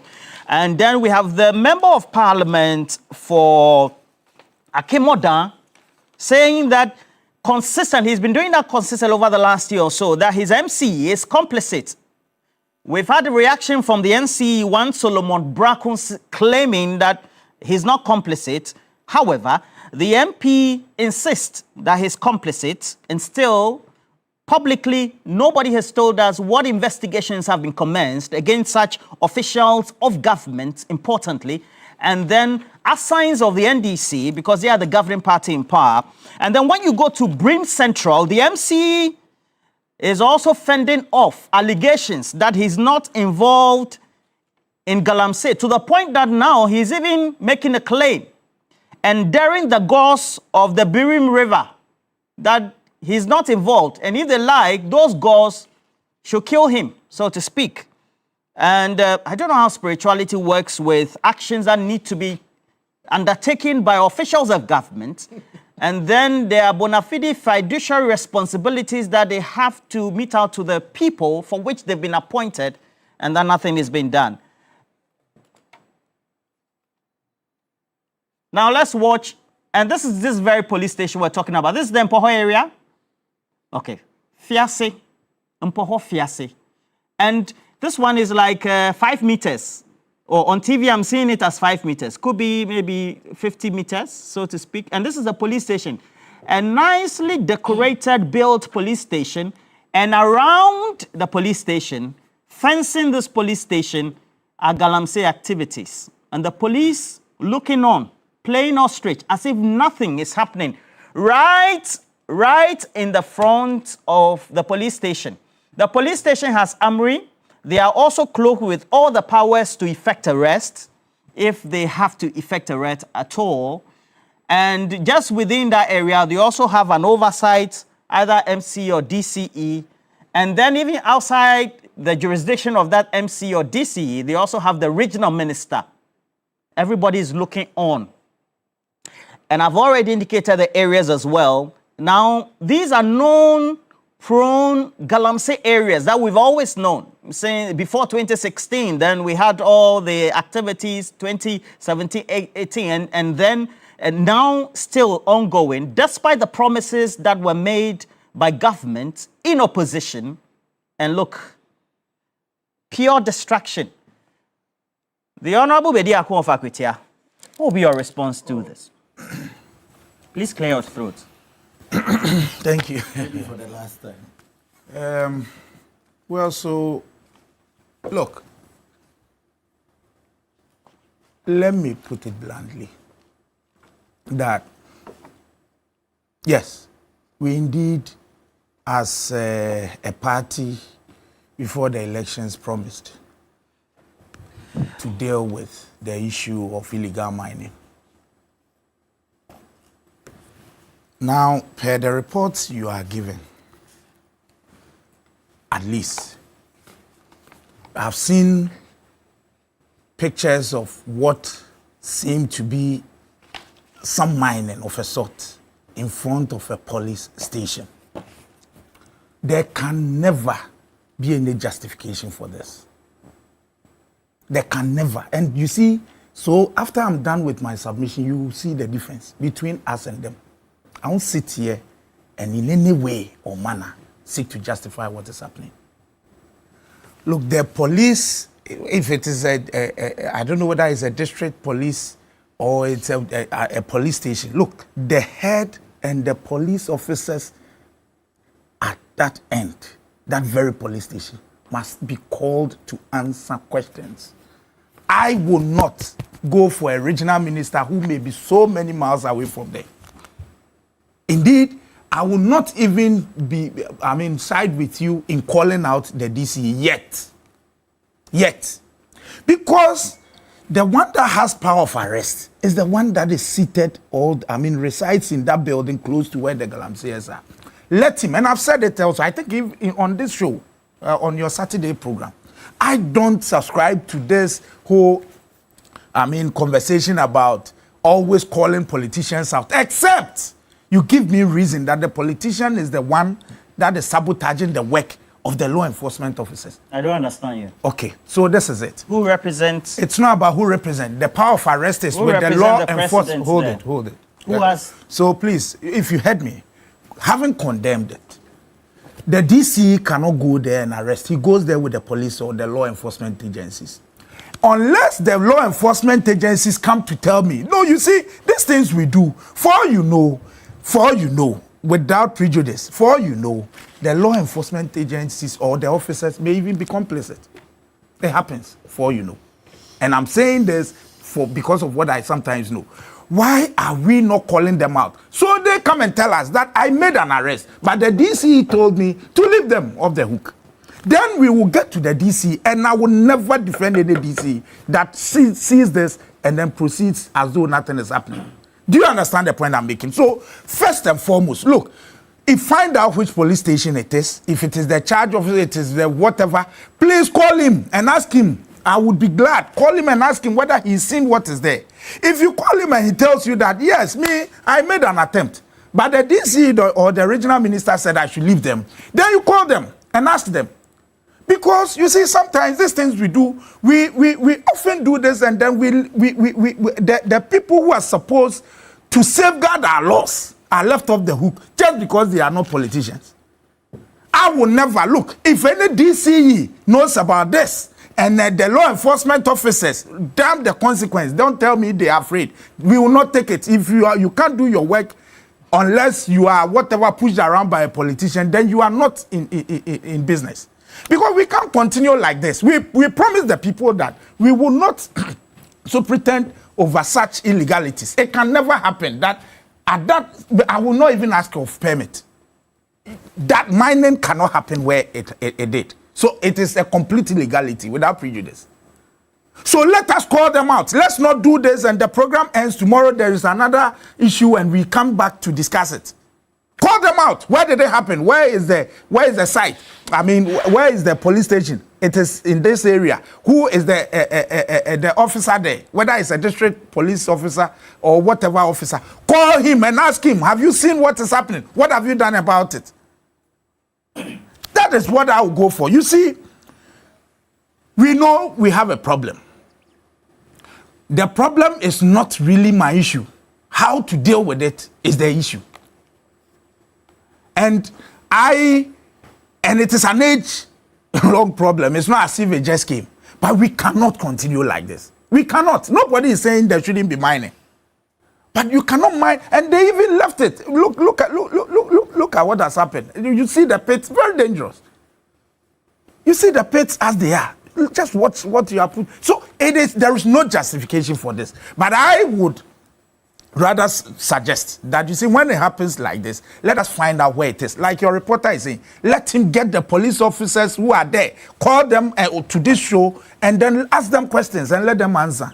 You're a member of parliament, aren't you? And before you became a member of parliament, an experienced practicing lawyer, right? Yes. Okay. The police power of arrest. Yes.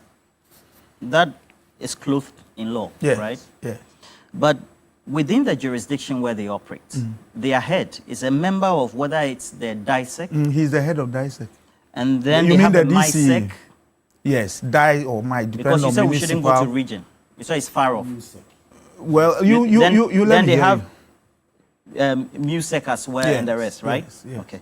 So the head is the chief executive. Is that not? Is that not so? Then they have the allied state security agencies as well.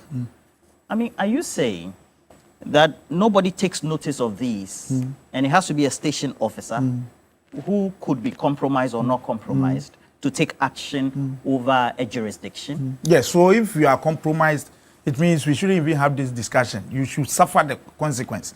I'm saying the DC does not have power of arrest. Get me? There is DISEC, there is MUSEC. You see, these things, we do this and we get the people who are supposed to act get left off the hook. The DC does not have power of arrest. Nowhere. In fact, he is supposed to move if he has to with the security officer. And the security, I don't even know the miles away from, the district assembly or the municipal assembly. I don't know what it is. And then where the residents of the DC or whatever. I don't know how many kilometers or how many meters away from where this thing is happening. But we've seen a police station, the people who have power of arrest. My brother, I will not go beyond those who have the power of arrest for now and go and ask the DC. They have power of arrest. Let them come and tell us that they made a move and somebody stopped it. Then we will get to whoever stopped it. But in the meantime, I will not leave those who have power of arrest, which is the police, and then move to the DC. That would not be fair for now. For now, and I insist that for now. Except I have reason to believe that a politician is behind it. I haven't said a politician. No, I said I. Unless I have reason to believe that a politician is frustrating the job of the law enforcement officers. For now, I don't. So I will not leave the police and then go and ask the DC. We do this all the time. Because the DC, look, even if he goes there without the police, he cannot arrest them. He doesn't have power of arrest. The regional minister, no. It is a committee. And he sits on the committee.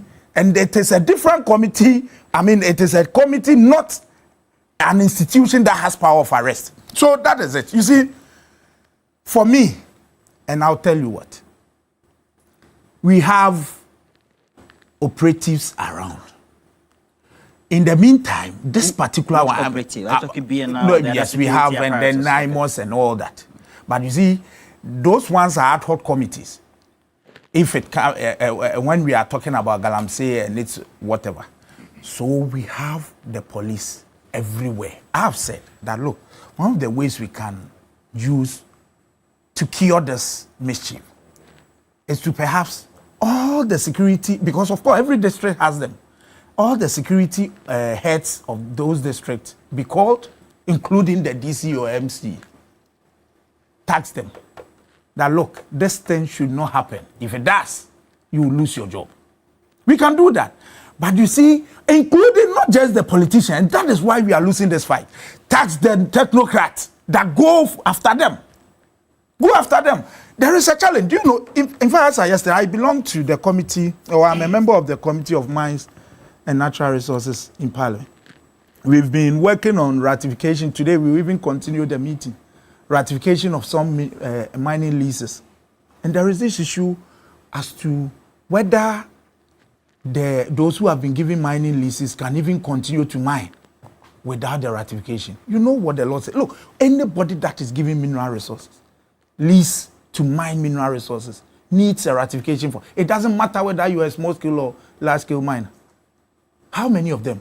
And the minister told us yesterday that if that is the case, then they have thousands of such. People who have even done the mining and have left without the ratification. How many of them have water resources, commission permits, environmental protection permits, and all that?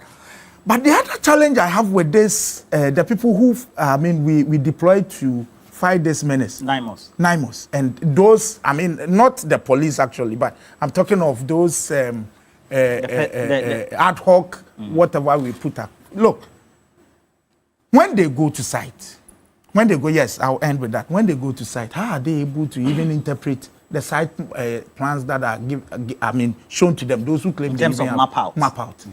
Because every site, every lease would even have that attached to it, the site plan. So I have said that we have to invest so much in even training people to understand the operations of these miners, so as to be able to interpret any document that is even given out to them. But at the moment, I think that for what we are seeing, it doesn't even come close to, a site that has lawfully been given out to someone to mine. And I would respectfully pray that if it is possible, find out which area is that, Which area is that? Yafiase Mpoho area. The Mpoho area. Don't call the politician. Call the police. Okay. And find out what they have done about it before we Shadrach, proceed. let's get to work the lines and see whether we can get to the jurisdiction of the police. Zato, your response to this? Thank you. In the run-up to the 2024 elections, Galamsey was a major point. It featured prominently. Thousands, if not millions, of Ghanaians voted because of Galamsey. They voted because they believed that the NDC and their candidates then preferred or tabled better alternatives and better solutions to dealing with an existential crisis. If you voted for the NDC because you think that they had a better plan to solve Galamsey, you have been scammed. You have been deceived.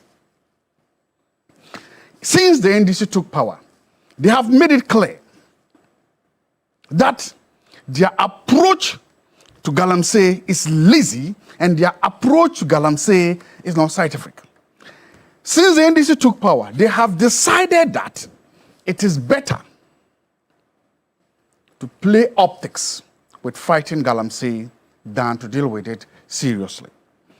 One of the men that you said you were going to bring made a point. Asigbe, he said, and it's on record, that with the turn of the government, NPP criminals in Galamsey have been replaced by NDC criminals in Galamsey. What we are seeing is a failure of government. What we are seeing is a failure of governance. What we are seeing is a failure of legitimacy and is a betrayal of trust when it comes to Galamsey. Please understand this. Chairman Wontumi is currently sitting in prison in Sawam. His crime was that he allowed or he transferred rights or whatever it is of his Galamsey to somebody to do Galamsey. Not that he, Chairman Wontumi, was doing Galamsey, but that he gave those rights to somebody to do Galamsey. Either it's negligence or it's the law, you have no right to do that. He did that, he's currently sitting in jail. There is a DCE who is watching whilst Galamsey is going on right in front of him. The last time it was Galamsey just behind an Agenda 11 hospital. We all saw it. The other time it was Galamsey. We are now being told that Galamsey is threatening Lake Busomtwi. The president made a personal vow. He said that his appointees will be held accountable for two main things. One, sanitation, and two, Galamsey, wherever it is. So far, absolutely no government official or appointee has been held accountable for either of these issues. So the promise the president made, was it a hoax? Was it real? If Chairman Wontumi today sits in prison because he allowed somebody to use his things, and today there are people whose complicity is leading to this to be worsened, then Chairman Wontumi has been jailed for absolutely no reason. If after jailing Chairman Wontumi, people are still not scared that his jailing has not forced or compelled government appointees into action, to say, whoa, look at what has happened. Let's be scared. Let's jump into action and use that for action, then we have failed this country, and that the jailing of Chairman Wontumi has been useless. I sat here last week and I made a point. The two things happened. There were patriots one early Wednesday morning who died in a helicopter crash because they were on their way to solve Galamsey. And everybody said that death should have been our coming to Jesus moment. We rally a country around to fight Galamsey. We failed those patriots and we failed ourselves. I also sat here and I said that the jailing of Chairman Wontumi should also be considered as a coming to Jesus moment for public appointees, for people with so much power to wake up from their slumber and say, hey, if Wontumi is sitting in prison, I could be sorry, they will be forced to act. It has not so happened. The question we are asking now is, what do we want to see happen? The Ghana Catholic Bishop Conference went to the president. The CSOs went to the president, and they professed a solution. They said, Mr. President, declare a state of emergency.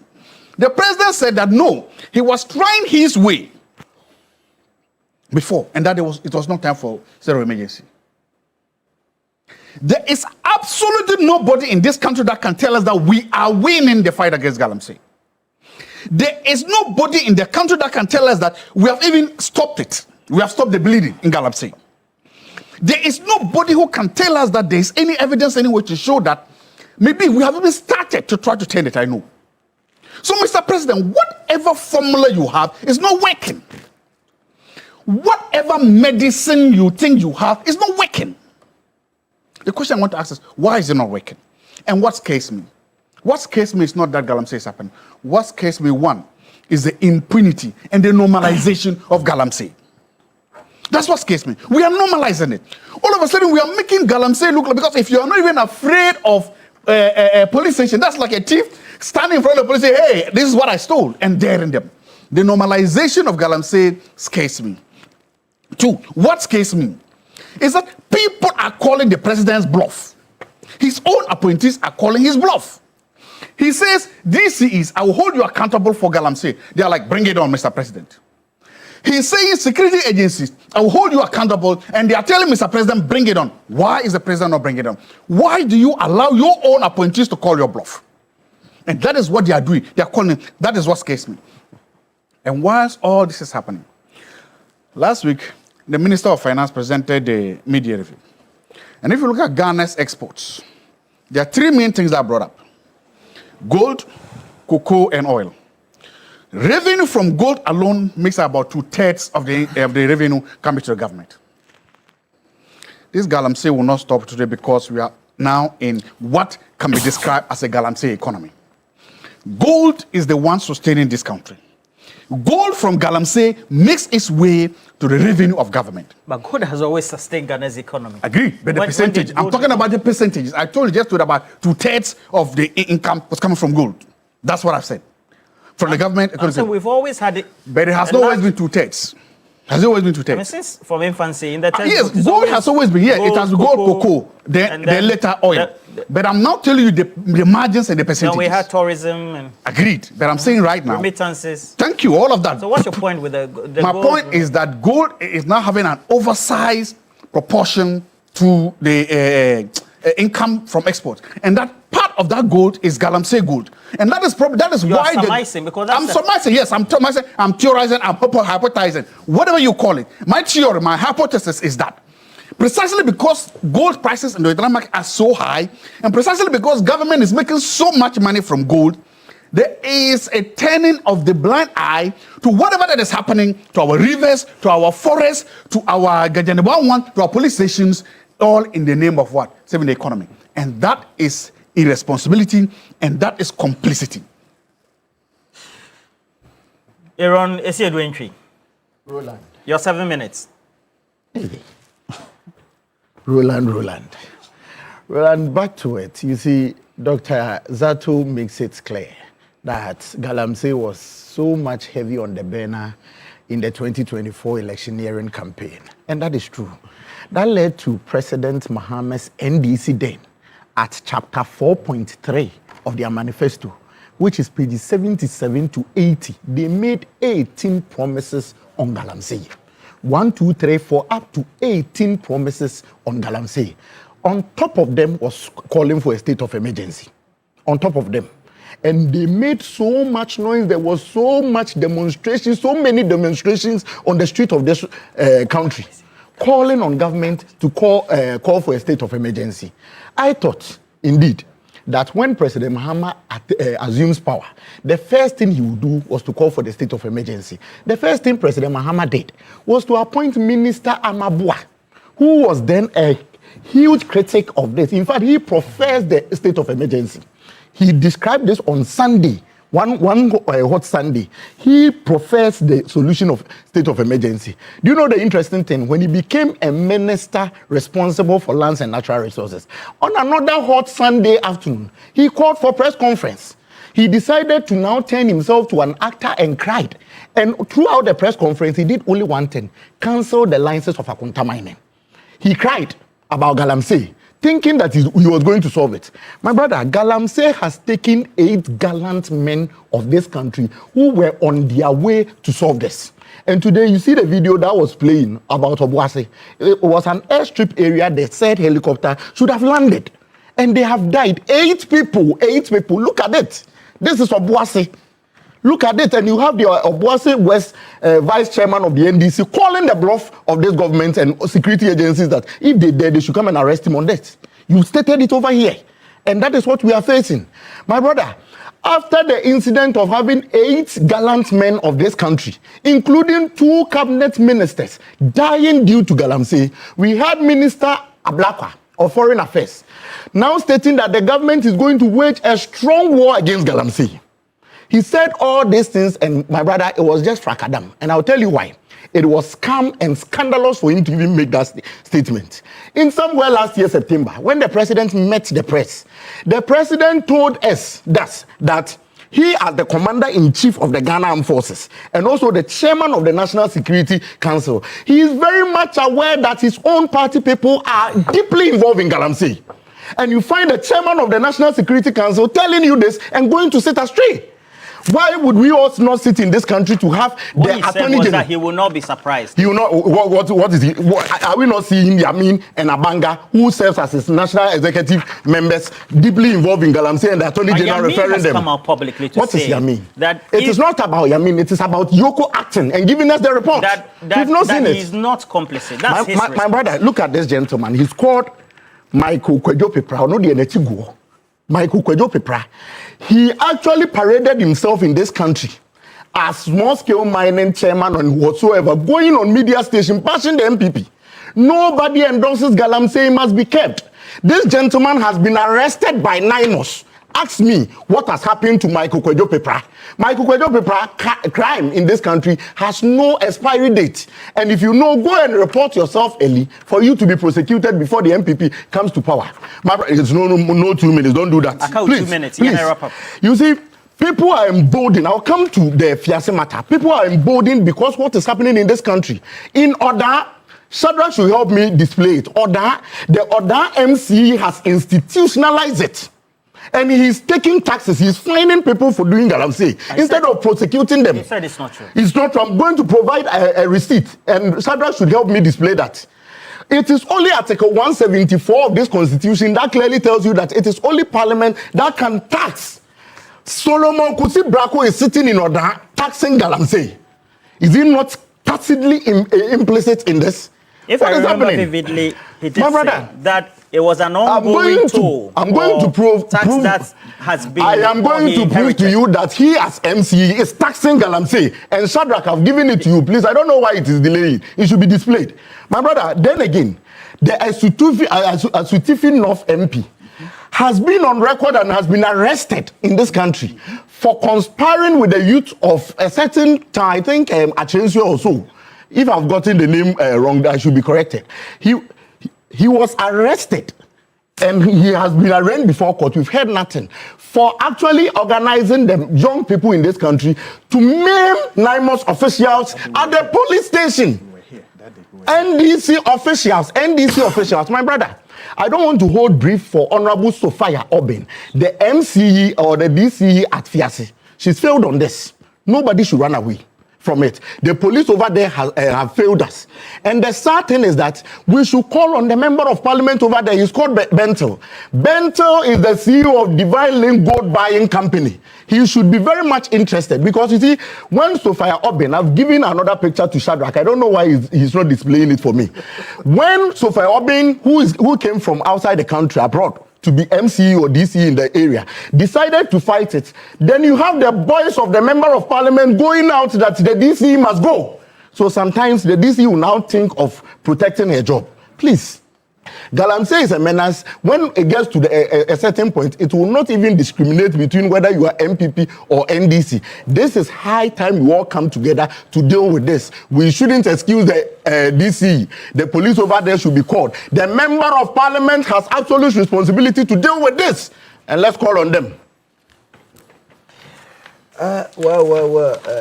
Roland. This is what we do and makes the discussion of the subject matter very difficult. You think we muddy it when we just because you see, rabble rouse? Is that what you're claiming? Yes, because the point is that when you have representation from MPP who lost power only a little under 2 years ago, that we discussed this subject matter vividly here. In fact, you were the host. At that time, what was their position? That is why I was thinking that this morning they will move away from that and first admit that we failed. It's the reason why we were booted out of office. So if you have come, this is our advice to you. Make sure you do not follow or go on the trajectory that has led us to this path. Next week, Thursday, will mark exactly a year since our brothers Omane Boama, Mutala, and all those gallant men, and there wasn't any woman, died on that journey.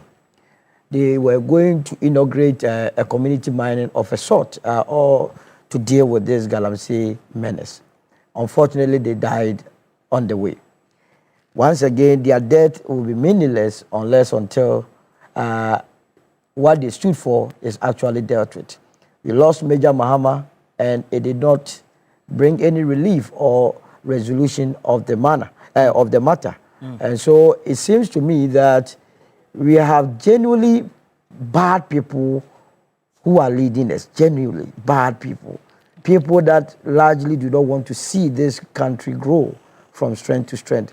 That would need a hand that is heavy from the president to deal with it. You know, there's, over the period, yes, we've had the minister, yes, who has been addressing us. Yes. That's Minister Boa. Yes. Who has come again based on what we've also reported. Yes. Where forest areas. Yes. We've had those Galamsey Reading forest areas reclaimed. I think nine of them. They told us. They told us. Now, the question then is, we go to areas, we raid people off. Yes. And then we have people going back. Yes. To the point that now we have assigns of the NDC yes. in power. Yes. And then sometimes individuals linked to government. Yes. Who go publicly yes. on media platforms today. Does it then mean that perhaps those who have been appointed to those areas to take the actions, yes. whether it's security, clamp down, etc., are not doing their work, not helping the minister and then the government, or the government generally is just sitting aloof and looking on? They are all complicit. The decision makers are complicit in this. You see, recently we discussed Chairman Wuntumi's court issue here. Is that not the case? And then we discussed the judgment. Let me read a portion of it for you to understand the enormity of the problem that we are dealing with. I was thinking that by now, the former regional minister of Western Region should be investigated. You know, he was a witness in that matter. He went there as a regional minister. Now listen to the PW2, that is Okun, in an answer to a question. He said, so now this is the question from Andy Appiah. So now that you understand that there are two entities separately identified, the question now is, did you receive any permission from A3, that is Akonta Mining Company Limited? Listen to the Okun speaking here. I do not know Akonta Mining or Akonta Company. And again, before I went there, it was Chairman Wuntumi who went to do the operation on the ground for me through Regional Security Council. Are you listening to me? Through Regional Security Council, and the letter the letter that we wrote to Rexel was on Akonta Mining letterhead. What I'm saying is that for you to be able to mine or do any illegal mining in any locality, first of all, you need to go through the Regional Security Council, as has been established by Okum here, which was not denied. Now you ask yourself, who is the boss or chair of the Regional Security Council? It's a regional minister. Is that not the case? If you look at our Security and Intelligence Act, if you go to any district and have the dissect, it is a district chief executive. It comprises of the district chief executive, the district police commander, the area commander, the security intelligence person, the crime officer, and so on, the immigration officer. These are the people responsible for the security of an area. And you know, we keep saying that Galamsey is not done in secrecy. It's an open enterprise. So for people to be bold to be doing this means they have the full backing of authority. Without that, how would he survive?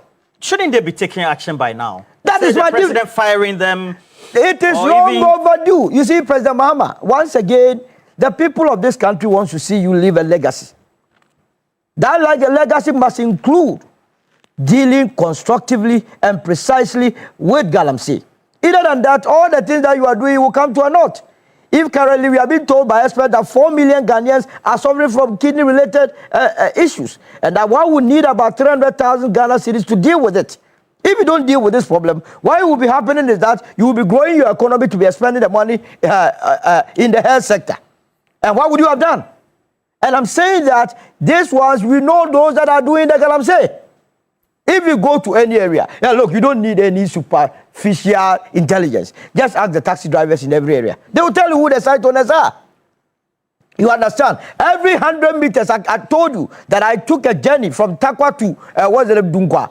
And every 100 meters from a security police barrier, they were doing Galamsey. At the point I asked the security officer, is it the case that you people collect daily sales or what? Can't you see what is happening? Then they will tell you, what is for? So he should dismiss and prosecute. He must dismiss and prosecute. You see, the Wontumi law must be fresh in everyone's memory. And that is not to say I disagree entirely with, what's the name, Zato, when he says that it will come to a naught. At least a journey of 1,000 miles begin with a step. The step is to go after the kingpins. And now it won't be seen. So all those that are involved must be brought to book and not to allow them to go scot-free. But then, my brother, sometimes I get worried. You see, we had an occasion in this country where the sector minister, Otufo himself had to come out and say that the sector minister was even trying to convince him not to talk about Galamsey. Why are you not in this country? So we are doing something that is not good to the development of this country. And I believe that all those areas that Galamsey is going on, the president has one thing to do, one and only one thing. You fire your DC, you fire all the police commanders over there, and we prosecute them. How can we have Galamsey very close to a police station, and the police commander is collecting salary, and the district chief executive? Look, in the case of Obuasi, I listened to the chief executive over there. She has given up. So we are talking to Anglo God Ashanti to give us a land so that we push all the Galamseyers there. Were you not in this country? In this studio, you interviewed the boss of EPA, Professor Kluche. That was telling you that she had to run for her life in the same Obuasi. We had the 9 months boss that said that he survived by the mercy of God. When a military person tells you that I survived by the mercy of God, it means the situation is not as easy as that. It's dire. Look, Lake Busontre. People are close, mining close to there. And who told you we don't know them? When it happens that we have the regional security, so we are dealing with it. My difficulty is that, we are nowhere near election 2028, right? When it's getting closer to election, that's where Galamsey's intensify. Even now that we are not getting to election, you can't deal with them. Then what will be the fate of this country when we are getting closer to elections? People must be told in the face, look, all that is beneath the earth, we need it. Yes, we are a Gold Coast. Nobody is denying that. But there are responsible ways. Our concern is that the responsible way must be applied. Okay. And I have looked at the NDC's own manifesto. I bet you you lied in there. Because I was going to take them on. No, I'm going to. They don't have anywhere that the president, because I have been looking at, I have everybody's manifesto. But they gave a commitment. They gave a commitment. I have checked it. The aspect that he says that they were going to apply what state of emergency was never part of their promise. No, it wasn't. I have read it. I mean, the things that they promised, they have done the tree life. I've gone to yesterday night, I was taking them. There are other aspects that they are yet to do that I believe that they have to do it. It's very, very important. Including dismiss and prosecute. Absolutely. He has to. All right. Now, coming to Yamin and Abanga, I have heard Yamin himself call for expedited action. I believe that Yoko would do Yamin the greatest service by finalizing this, because it is hanging around. If he is complicit, he must be prosecuted immediately. But in the same vein, remember when the Attorney General was writing that letter to Iyoko, he said Professor Fimpo Boate's report must also be what? Investigated. Conveniently. Retrospect. Our brothers will just leave that one and go and settle on. No, but I believe if they have done anything wrong, the Wontumi law must apply. And well, alongside many other key stakeholders is a key individual in Ghana who also intensified all this pre-2017, post-2016 as well, and has been leading the media coalition against Galamsey up to today and hasn't relented. Dr. Ken Ashigbi is a convener, Media Coalition Against Galamsey, and is right on string. Good morning to you, and you are monitoring this. You have always said that those who have been so-called fingered close to not only NDC, but also the other political stakeholders and government especially should be dismissed and prosecuted. How more can you drum home this? Thank you very much. Again, when I see us try to do politics with an existential threat, my heart bleeds because you see, when the thing we engineered in Samra Boy, when the storm responded and nature responded, when it was coming, he didn't ask whether you were NDC or MPP or you were Afrafranto before flooding the homes. The renal diseases that are on the increase, it's not asking any of those questions. Please put your video on. It looks like we can't see your video. Oh, sorry. I pray that all of us, you see, realize the fact that this beast we're dealing with is eating us up right to the core. And again, I say it, when you have a police station, and what my fellow colleague mentioned, on that road from Takwa, through Wasa, Kropon, Ayamfuri to Dunkwa, and you see all the police posts that are on the way. There's an immigration post that is very close, about 50 meters from it. Somebody is hiring, some Galamsey equipment right there. And you see a police station where Galamsey is happening at that point. Those police commanders are either grossly incompetent or neck deep and incomplicit in this crime that is being committed. And the DCs in those communities, how can they be expecting us to be asking the president to come from Accra or the Minister for Lands and Natural Resources to also come from Accra to come and deal with this? Galamsey is a national challenge, but the solutions are very local. The solutions are very local. Meaning what?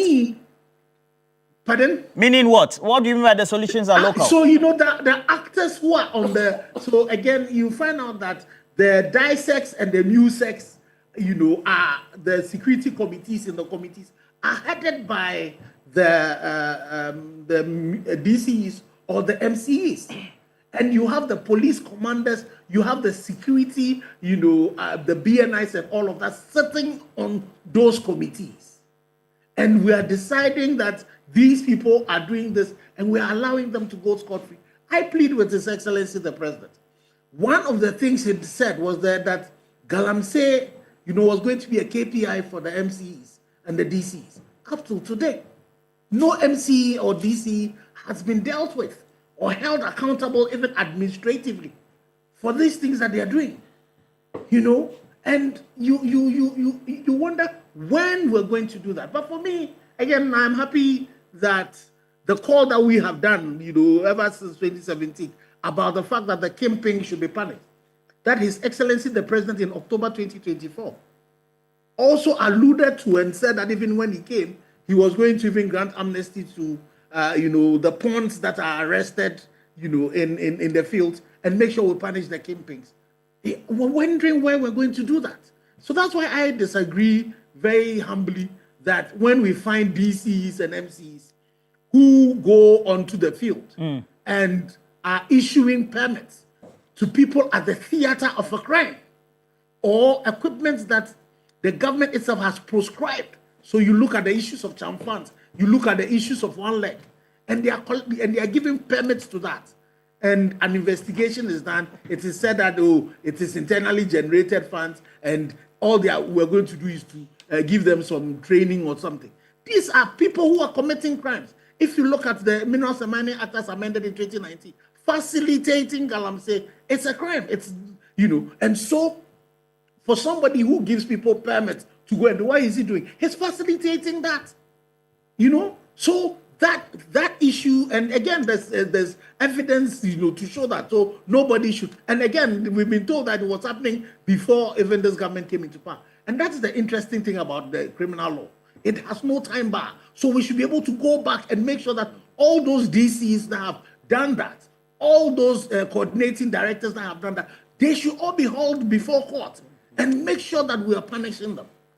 How is it that we've had the situation where the MP for our win has been accused by his traditional leaders of being involved in Galamsey? And he says it's not true. He counter-accuses, these traditional leaders. And up to date, we've not seen, the investigations of that.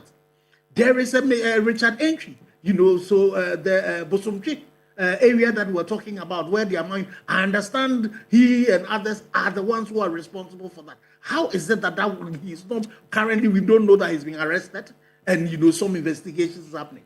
If you go around the Bekwai Road, on the Bekwai Road, there's a marshland there, who somebody is mining there, by the side of the road, hidden in plain sight. How is it that that person has not been arrested? Because he said they had thrown Arcomdev letter. I had asked the then head of Arcomdev, who's now currently gone back to Minerals Commission and another, but she said they have not given any permit. That person should be arrested immediately. You see, so for me, I was on a program with Honorable Inusa Fuseni, and he says that for Akunta Mining, it's his insurance that has expired because, again, because his government is not in power.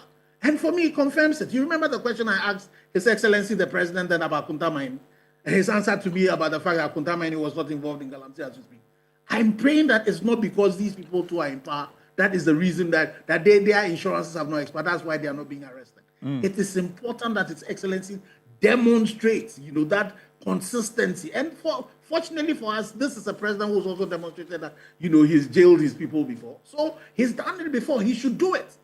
We are going very soon, the Media Coalition Against Galamsey and the Coalition Against Galamsey Ghana. We're going to be compiling names of all of these people who have been mentioned, where, our members also have some evidence, to back some of them. Like the issue that is happening where now they've gone to, they are owing ECG some 5 million. The Obuasi area that we are talking about, ECG should also find out when they try going to those communities to go and disconnect power to those people who are doing Galamsey on that the airport road. They are not able to do that. If we go, so all I will ask is TV3, let's go and just look at the receivable list of ECG in all of these mining communities. You will find out that the reason why, the commercial losses for even ECG is high, it's also linked to Galamsey. And so these things, we should be dealing with them with the alacrity and the urgency that is required. Because these people are raping our land. They are destroying everything that we can hold on to. And, at the end of the day, they are not leaving anything to us. Do you know that small-scale mining did 52% of the gold output for Ghana? And the only taxes GRA can attribute to them is 500,000 cedis for 2025. How do we sit and allow this thing to happen? Apart from the fact that they will not also post any reclamation bond, they will not mine responsibly. They are using the mercury, all that, and they are damaging us.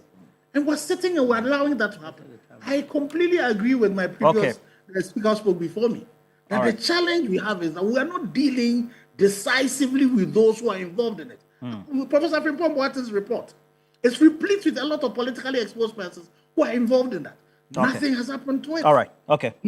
So I think that it is important as we speak that for all of us as Ghanaians, we need to start asking His Excellency the President to deal with that. And unfortunately, the window is closing. Because as was said again, as we get close to an election, it is the same thing that happened in the NDC, the MPP side. And, the fight was intensified when we're getting close to an election. Then we left it.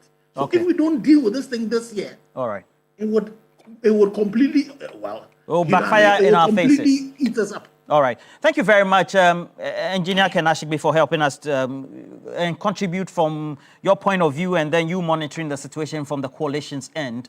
Lawyer Bediako, so how do we deal with the subject matter? Because the ministry seems to be doing some work, get good results, immediately they are away, the various assigns left on the ground just don't seem to be carrying on with the work that they do. You see, thank you so much. It is understandable, I mean, and that you have my brothers here, of course, for the kind of expectations they have of this government. It is understandable. And so we take all the criticisms in good faith. But what we will not accept is the sheer hypocrisy. What do you mean? The hypocrisy they display here. You come and tell us that the mere mention of someone, Yamin is mining, Galamsey, tell us where the site is. Never try to compare that with Wontumi, because as for Wontumi, he said that this is my site. The site had been mined. He said, please allow. Because you see, I thought we were being nationalistic. But what they've displayed here, we have Frimpong Boaten's report. Let me give you a few. Maybe we've forgotten. And it's good the Attorney General said we should go into that. When the president rubbished the entire report, that is a cabinet minister. We've never seen that in the history of Ghana. A cabinet minister who was responsible for illegal mining. Look, do you know the people he indicted? Who are the people? So I'll give you a few. He indicted the following.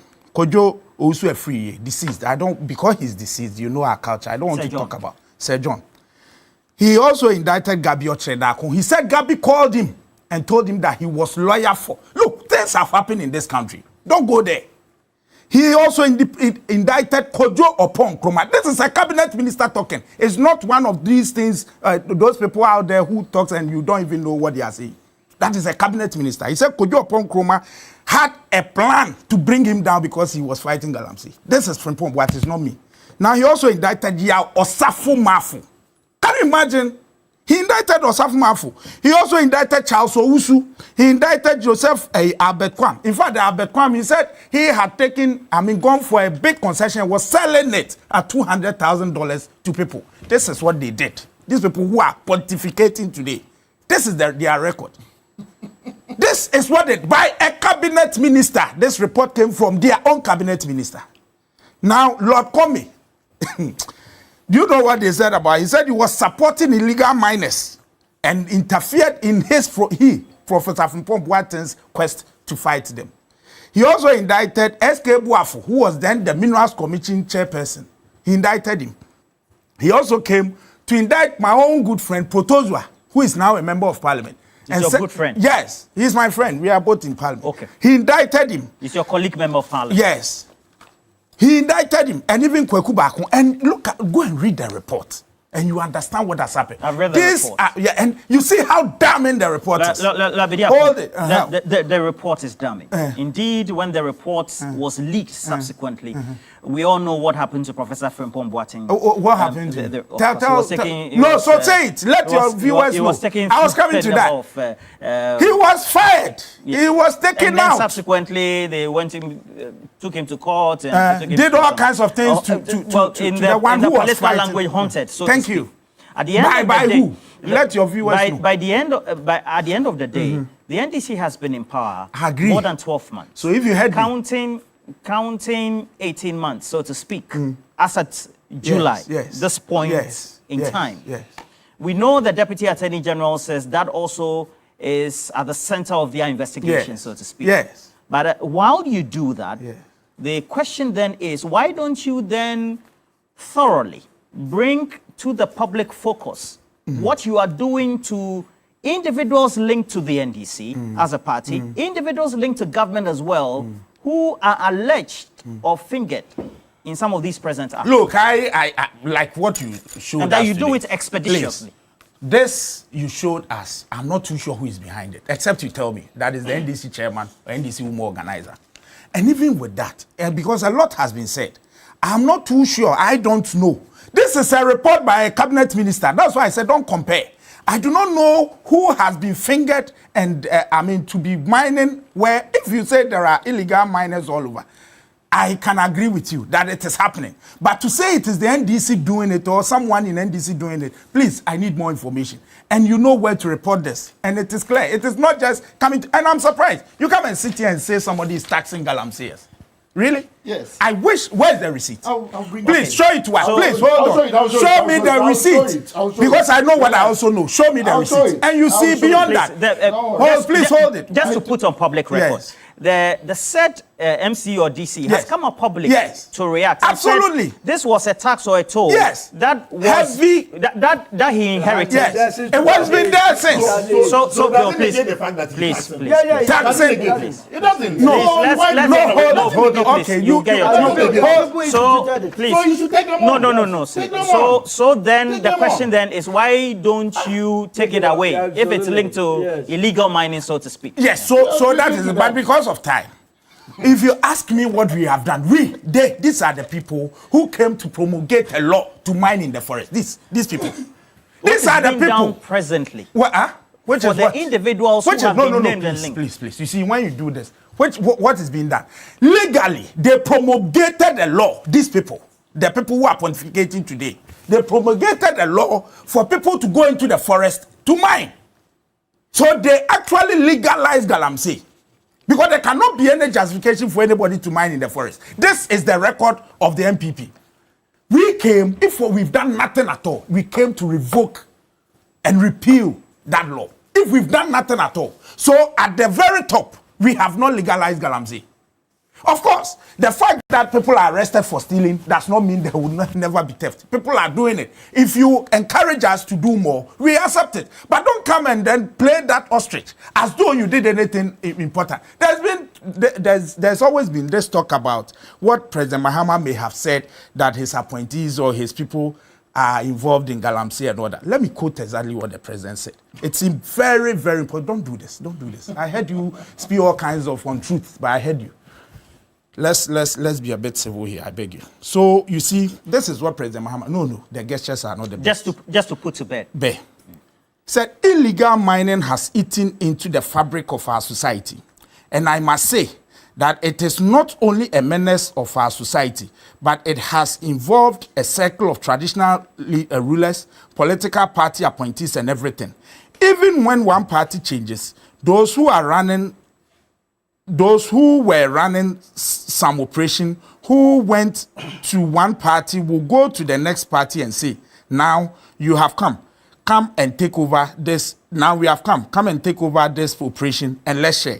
We too will be getting small. So I don't kid myself that we don't have our people involved. This is what he's saying. And then you come and tell me that the president said anyway that his own people are. Look, because you were so much soaked into galamsey, you want to just equalize. And this is what they do. Everything that is happening now was worse under their tenure. In fact, the reason I think they shouldn't even complain is that they even legalized it at the very top and allowed people to go into galamsey. Rubbished a cabinet minister's report. Today, let Kofi Amabua bring up something that he has fingered A, B, C, D, and let President Mahama throw that report away, and you hear what they will say. And yet it happened under their nose. They made sure that Frimpong Boateng was hounded out. This is the people. So it's so easy to come here and tell the people of Ghana that it is A or B or C. We know it is happening. I will take it, and that is why I sounded nationalistic when I said that it is uncalled for. In fact, it is something that we cannot encourage. To mine at the very, so close to a police station, and this is even not the first time. Mining, those places, you see, you don't have my time. I would have given you a little, but I didn't want to equalize. But for them to now come and pontificate as though what is happening has never happened before, it is not true. It is not true. Wound to me, at the moment, and they keep mentioning Wound to me's case is completely different from what is happening. And let nobody kid you. Wound to me was jailed for illegal mining. Because if you facilitate a crime, you are a criminal. It is exactly what you did. All right. Please, 3 minutes each. Just 3 minutes on the subject. Despite all the huffing and puffing and conflicting from the honorable here, evidence is clear. Because something is being done, and that should be acknowledged. The legalization of forest mining. Ask him. You know, I kept quiet. Yeah, when yeah. I was I talking. 3 minutes. You have 3 minutes. Despite all the huffing, puffing, and conflating, and the false equivalencies from the honorable, this government has scammed Ghanaians when it comes to Galamsey. They have what? Scammed. They have scammed Ghanaians and voters when it comes to Galamsey. Despite all the huffing, puffing, and conflating from the honorable, the record of this government on Galamsey is F for failure. Despite all the huffing and puffing from him, the record of this government is ever failure, and this government's approach to Galamsey continues to be lazy. You just heard, let me say, one of the foremost people in the anti-Galamseyism. Just in this short interview, he has named about 5 Galamsey campaigns. Just in this short interview, he was dropping names like flies. He was dropping them. In any country, in any government that even has the semblance, a scintilla of reputation for fighting Galamsey, at least these people should have been investigated. As we said, none of them is. None of the people he's talking about, none of them is an investigation. Zero. I want you to understand that. He's dropping names. You and I were here when the colonel was almost shot at. Remember? They almost shot at him. The MPs he's talking about. We were here when they almost killed a colonel, just like the other people. And today, Solo's friend, yes, what has your classmate? You see, today I must say that I drove my heart to Solo today. I want to say because I like his calm demeanor. Because today, Solo is no more in his normal combustible mode. Because there's nothing he cannot talk. Because they have banned Solo at all ends. He has been banned at all ends. So he's like, oh my God, what can I say? Because you see, that is his friend. He almost killed his friend. Solo sat here and said that something must be done. Today, if they had killed your friend, hair is gone. If they had killed him, it's gone. And today, and this is the point. So today, I can understand why you're like, you see, 3 minutes for you. What do you think should be your call to the president to act? Roland, the Ghanaian people voted for people to come and rule. They didn't vote for historians and social studies teachers. Hallelujah. They voted for them to come and work and deal with the menace drastically.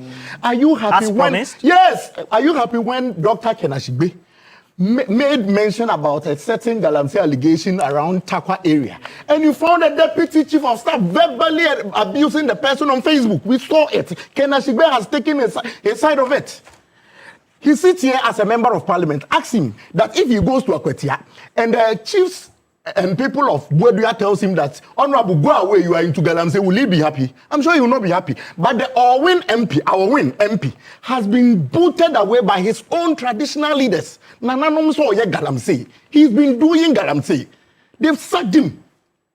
They booted him out. He said he's not. He's not. That is where prosecution must actually begin. We've had a member of parliament who has been arraigned before court for conspiring with the young people over there to kill Solo's senior in school. A military man of his repute said that it took only God. It took only God. He would have died. Which military man? Oh, is it Kenamabwa? Okay. Yes. This one, you want to question me on it. It is apparent. Everyone has taken judicial notice of it. My brother, are you happy when you find the NDC vice chairman of Obuasi West daring everybody in this country that if you accuse me, if you like, come and arrest me? This is the situation we have in.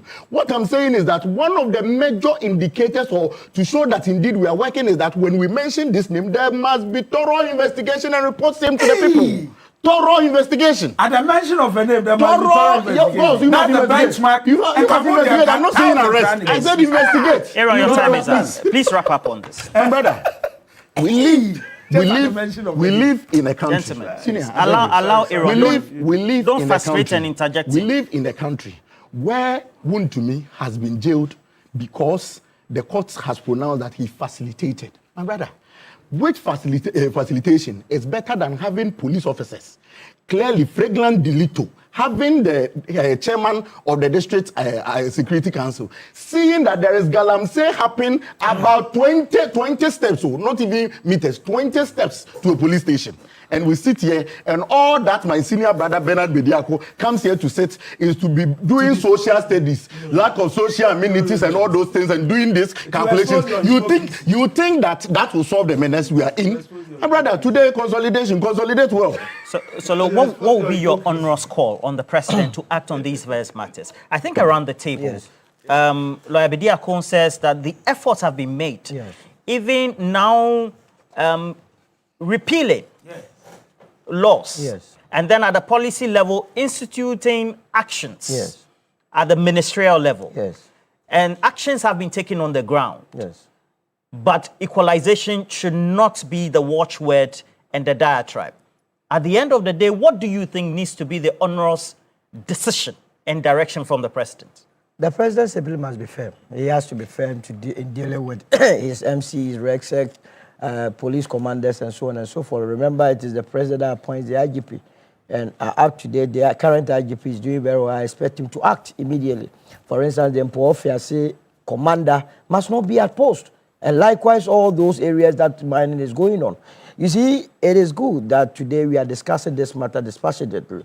Did I hear my brother Pat Kenashigbe at the back? When the judgment from the court came, when they handed Woon to me 20 years, Kenashigbe, who was sitting here somewhere, became the subject matter of discussion. Being bashed by that, oh, that is the sister-in-law, that is the auntie-in-law. And Ken was the one that influenced the judgment. We don't like truth.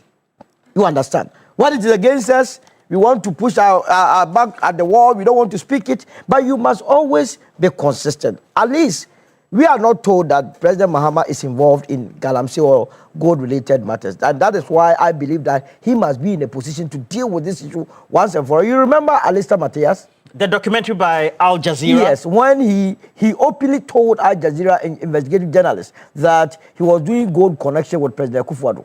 That every month they were shipping between $40 million to $60 million worth of gold from this country. You ask yourself, where was President Akufo-Addo getting his gold from? That he was shipping together with the gentleman. Allegedly. No, that's what is alleged? But he calls Konsuman to write to Al Jazeera. But he calls Konsuman to write to Al Jazeera, threatening legal action. Has he been able to sue them? Now, was President Akufo-Addo able to sue Al Jazeera? He couldn't. Now, remember, it was around the same time that President Akufo-Addo went in and exonerated Akunta Mining for not engaging themselves in any illegal mine. Are you putting one and one together? So that if Wontumi is involved in illegal mining, then the next moment someone sitting somewhere accuses your certain president of doing gold business with, and the person is exonerated. Are you not doing logic and reasoning here this morning? Would I be safe in doing substitution? No, circumstantial evidence. This one is circumstantial evidence. You understand? To conclude that indeed the president was culpable, the former president was culpable in galamsey matters. You understand? So that is why I believe that. So that is why I strongly believe that this president, President Mahama, has the brightest opportunity to call out all those that are involved in galamsey in his administration. That is the only way he would establish a good legacy for himself, his family, his God, and his church. All right. No, please. This is from Chief. Okay, I'll read. Chief says so he thought Solo had changed up until he ended with galamsey. Who is that chief? Chief, he is at Who do you go? What should he read? What should he read? If we don't have time, you don't have time. We don't have time. I introduce it to you. Who is that?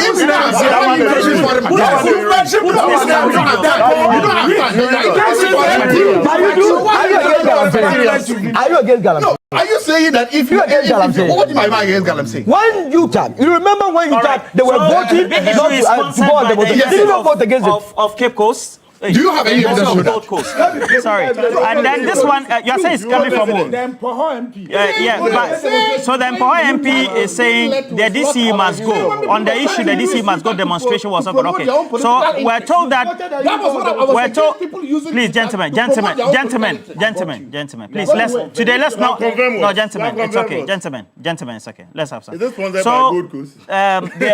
According to Lawyer Bediakun, he's giving me a message from the Mpoho MP indicating that a DC must go demonstration was organized. And that the party members visited the council. The reason was that the DC was not treating them well. The point is that I think member of parliament, they said take action and then investigate and then prosecute same. And then please. Lolo Gasparini on our Facebook handle says that Dr. Zato is the next Minister of Education in 2029. Raindorf or say, I've seen your message, Yao February as well. Gentlemen, please. Please. Please. It's okay. All right. So this one is coming from Gaiji. He says that Gaiji Cantonment Accra says enforcement capacity exists, but results are mixed because of political interference, corruption, inconsistent prosecution, and economic drivers. The coalition against Galamsey in March 2026 called it failing despite early promise and demanded stronger prosecution. Gaiji Cantonment Accra. And then Courage Kotoka in Angloga Lashibi says, there's no electricity here, and I'm watching you live on Facebook. And then also we have this one is coming from Simon Perez, says that kindly tell Dr. Zato and then Aaron to bring their evidence if any of the NDC persons are doing Galamsey. He didn't publish. And then please, can I? And then this one also is coming from. Okay, Angelo, I see your message as well. I'll get back to you on the subject. Thank you. Good morning as well. We have other messages, but thank you, gentlemen, for passing through. Remember that we have cash out. It goes with a shortcode *439#. This is what you need to do. You need to make sure that you choose option 2, increase the number of tickets, become one of those lucky winners when you choose TV3, which is option 2 as always. Remember, Big Issue is sponsored by the University of Gold Coast. They make it easier for you to get admission to the University of Gold Coast if you want to pursue their array of programs. Specialist MBA in communication, the way it's been rolling also means that they have business intelligence degrees, dual MBA or chartered manager MBAs, and they give you the options that you want. MSc International Relations, and then also International Law, Security Diplomacy, Accounting, Finance, Human Resource Management. They have master programs in international law and then also in biblical studies. And they have admissions ongoing. If you're a worker, they make it easier for you to work because of the flexible learning and timetable they have. You can also pay their fees in installments. Please call them now. All right? Call them on the number. University of Gold Coast on the number as quickly as you can. 026 388 8555. We're taking a break. When we come back, we'll bring you the latest sports headlines. We'll be right back.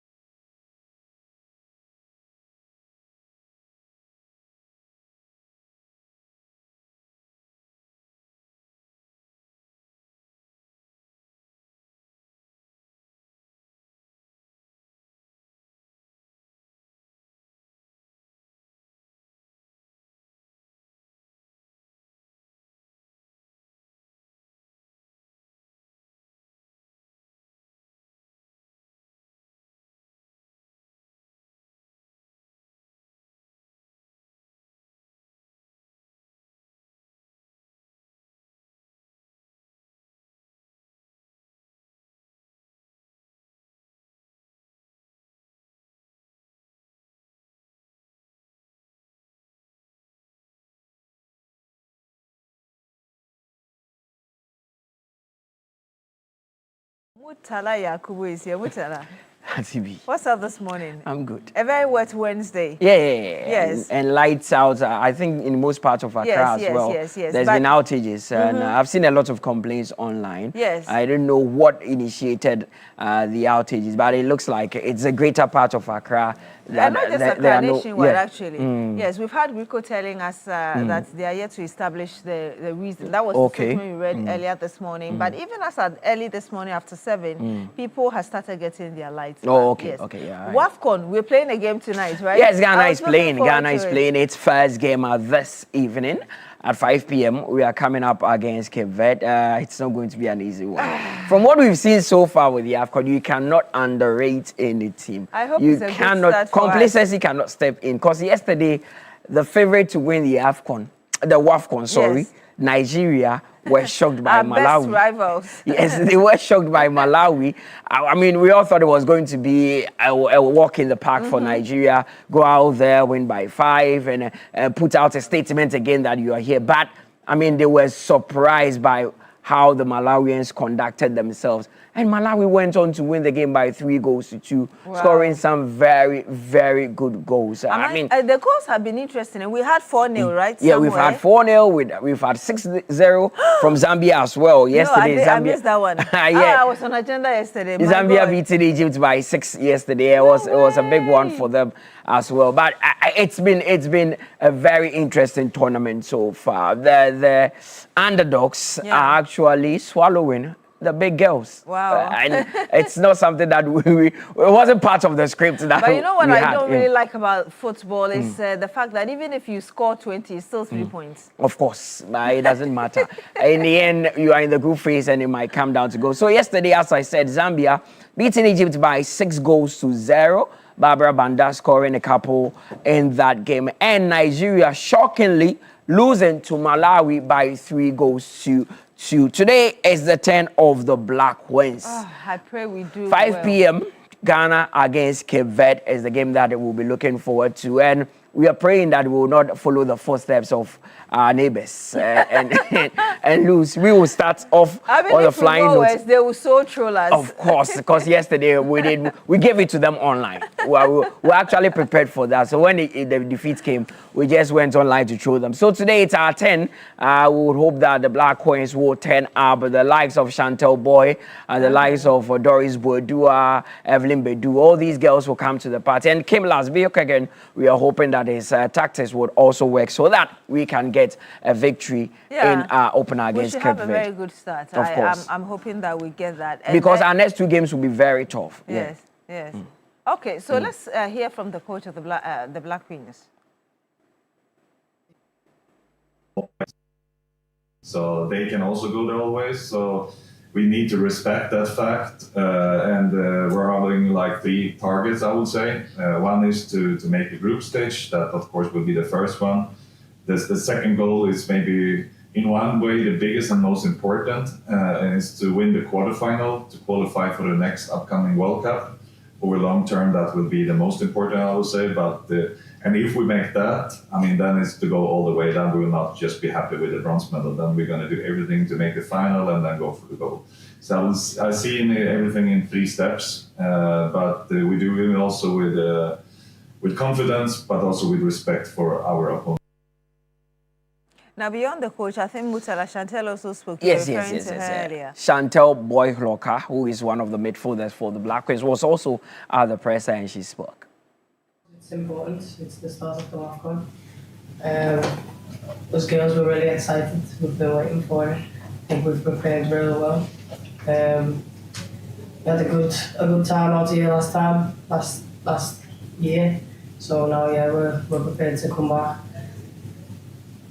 do our job, and we've gelled well as a team.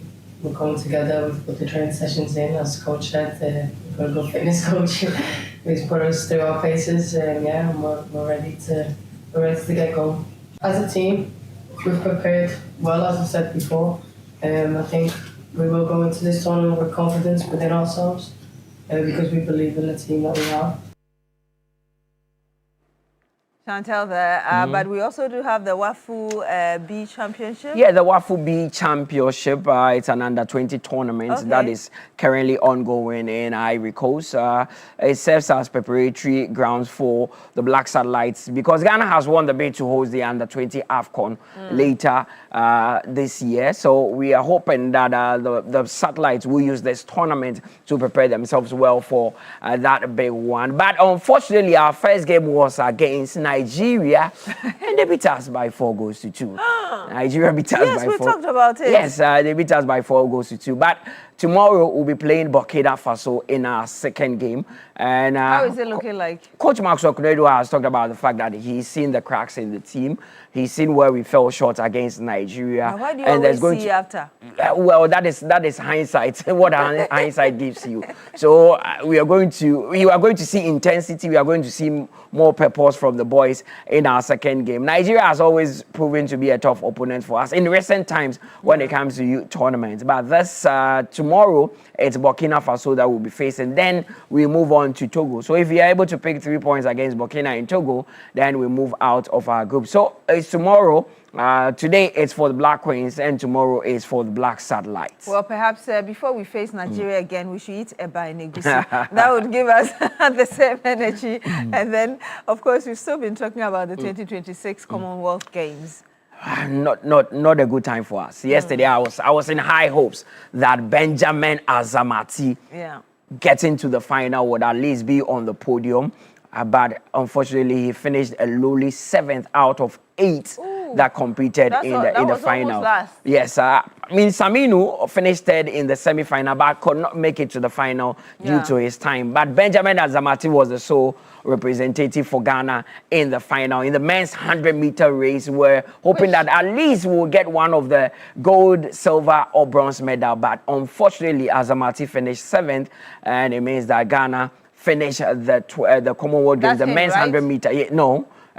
That's not Azamati. Azamati was in the last lane, the first lane actually. And unfortunately, this is what we came up with. And it's a sore one for Ghana because Azamati is someone that we've always had high hopes in.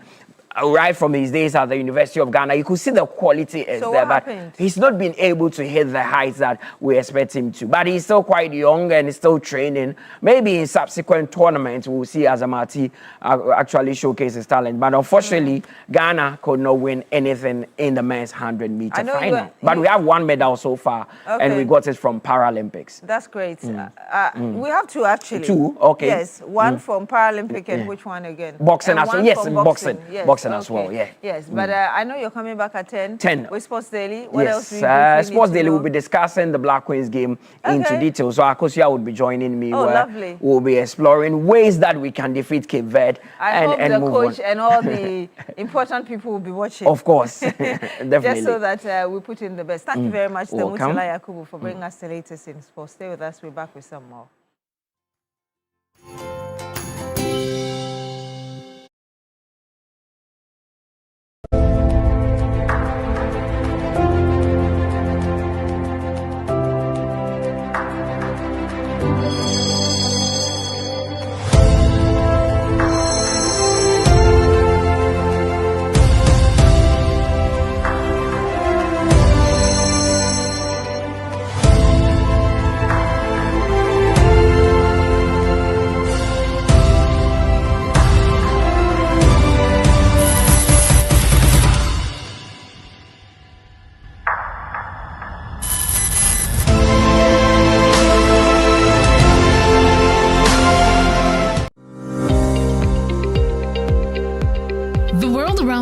Is changing, not slowly, not quietly.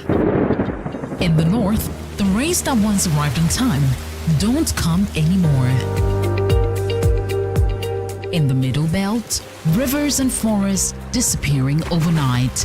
Along the coast, the sea is swallowing land that families have called home for generations. Rising temperatures, failed harvests, homes lost to tides.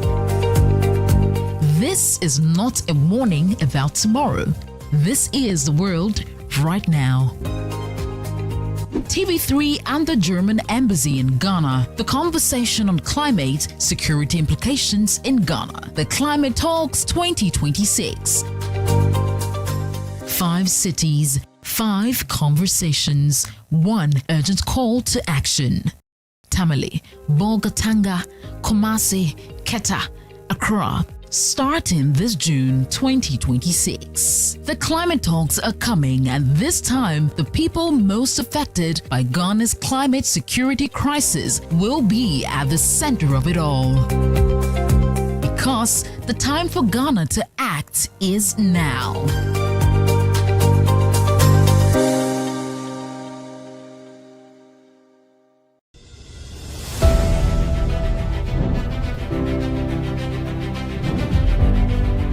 In a world full of noise,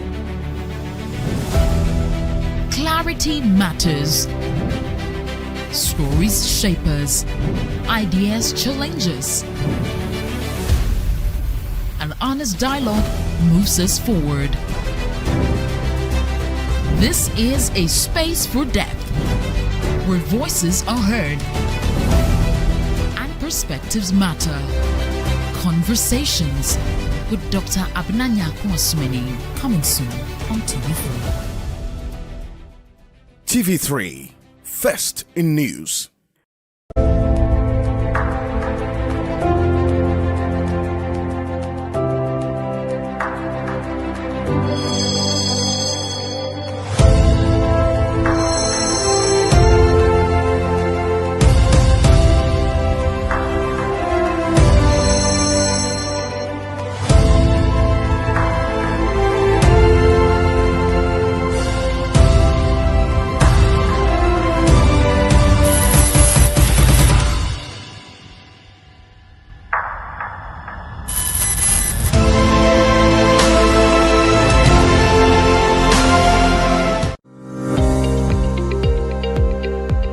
The world around us is changing, not slowly, not quietly.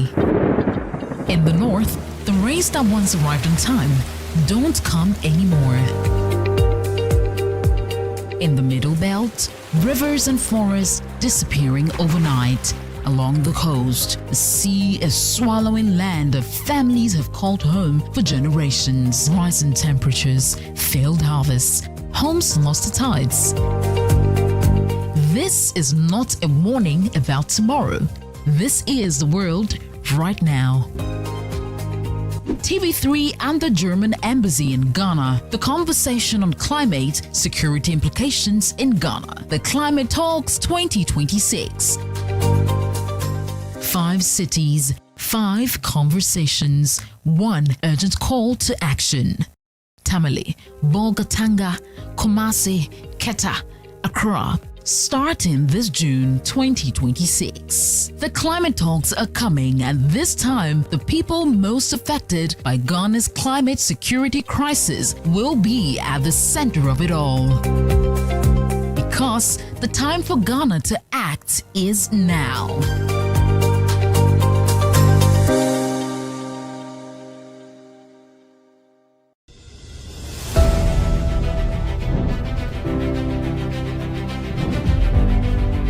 In a world full of noise, clarity matters. Stories shape us, ideas challenge us. An honest dialogue moves us forward. This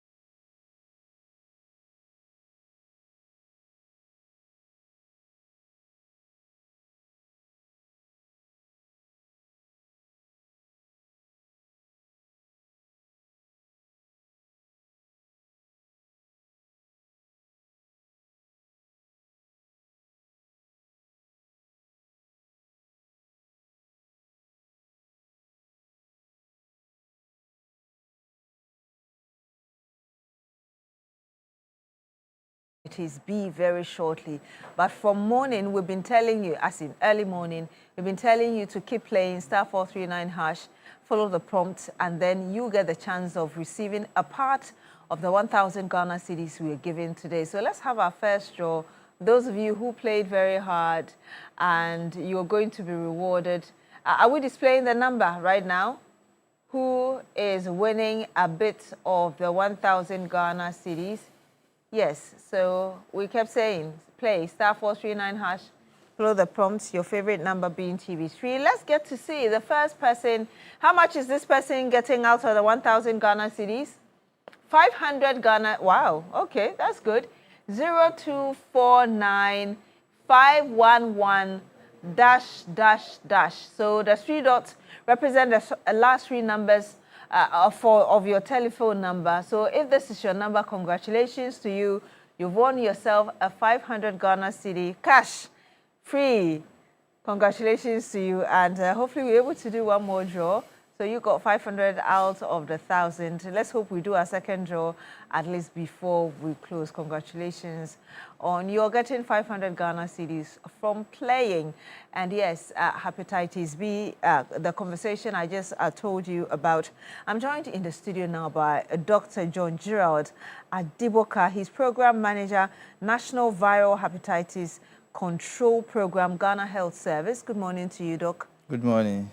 Thank you very much for joining us. Thank you very much. And hopefully we should be joined by Dr. Fatima Mohammed as well, who is also a physician specialist, among others, at the Kulibu Teaching Hospital. But since you're here, Doc, let me start with you. Tell us more about what hepatitis B is really and why it's a major problem in Ghana. So when we talk about hepatitis, which means inflammation of the liver. Okay. So when you have the liver being increased in size or there are changes in the liver, you call it hepatitis. So the liver is hepatic, that's the liver. So there are many causes that can make the liver to increase in size. We have viral causes, of which we are going to talk about today. We have bacterial causes. We have medications that can cause the liver to increase in size. We have parasites. But what we are concerned about is the viral hepatitis. And then when we look at the viral hepatitis, we have hepatitis A, which causes acute infection, hepatitis B, which we are going to discuss, hepatitis C, another concern, hepatitis D, which is like a parasite. So you have to have B before you can get D. Then we have hepatitis E. Wow. Yeah. And all these are caused by different conditions or different factors, as it were. So the causes are different. Okay. For when you look at hepatitis A and hepatitis E, it's more what we call fecal oral, meaning that you get it through contaminated food that is being contaminated by feces. That is what is common. And usually when you get it, it's a short period of time, then you recover. So almost every... And then you recover? Yes. Okay. So every Ghanaian has, or one in your lifetime, you've had it before. So I thought that feces in food was more of cholera-related stuff. They are all part of the, the conditions. Cholera, typhoid, Hep A, Hep B. So the virus is living in those. So the mode of transmission, as we said, is fecal oral. Now, when we talk about the one we are bothered and worried about is the hepatitis B and C. So the B and C, they can cause both acute and chronic. Okay. So when we say acute, it means that when you get it within a maximum of 3 months or 6 months, you are recovered fully. Okay. But if it persists more than 6 months, then we say that it's chronic. Okay. And that is what the B and the C does. Now, when it gets chronic, what happens is that it stays in your body. Sometimes your body may be able to clear it. That's when your immune system is strong. And if your immune system is not strong, then it persists. And then when it persists in your liver or in your body, that is where it causes problems. Do I get that all hepatitis A, B, C, or whichever one affects the liver? Yes, all of them affect the liver. But the others usually affect the digestive system. That's why some of them present with diarrhea. So apart from the liver, some can present with diarrhea, vomiting, your body become weak and all that. So aside the liver, so there are other parts of the body that it also affects. How common, for instance, is hepatitis B in Ghana?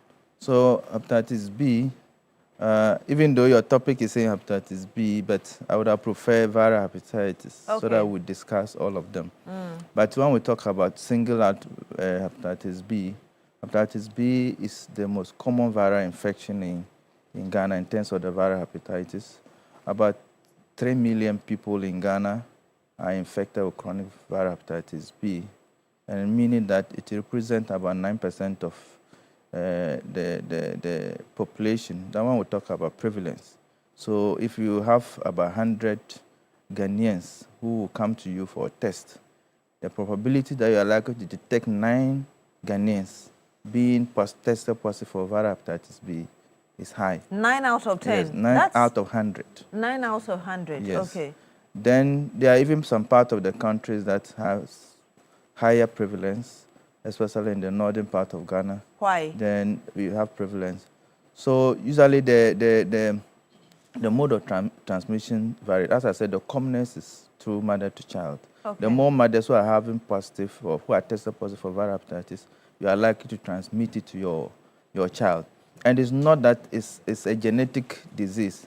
The transmission is during birth, where there's blood contact with the child. Okay. It's just a blood product and body fluid that you get it. Okay. So it's not that when you are pregnant, the infection happens within the uterus. That is not what happens.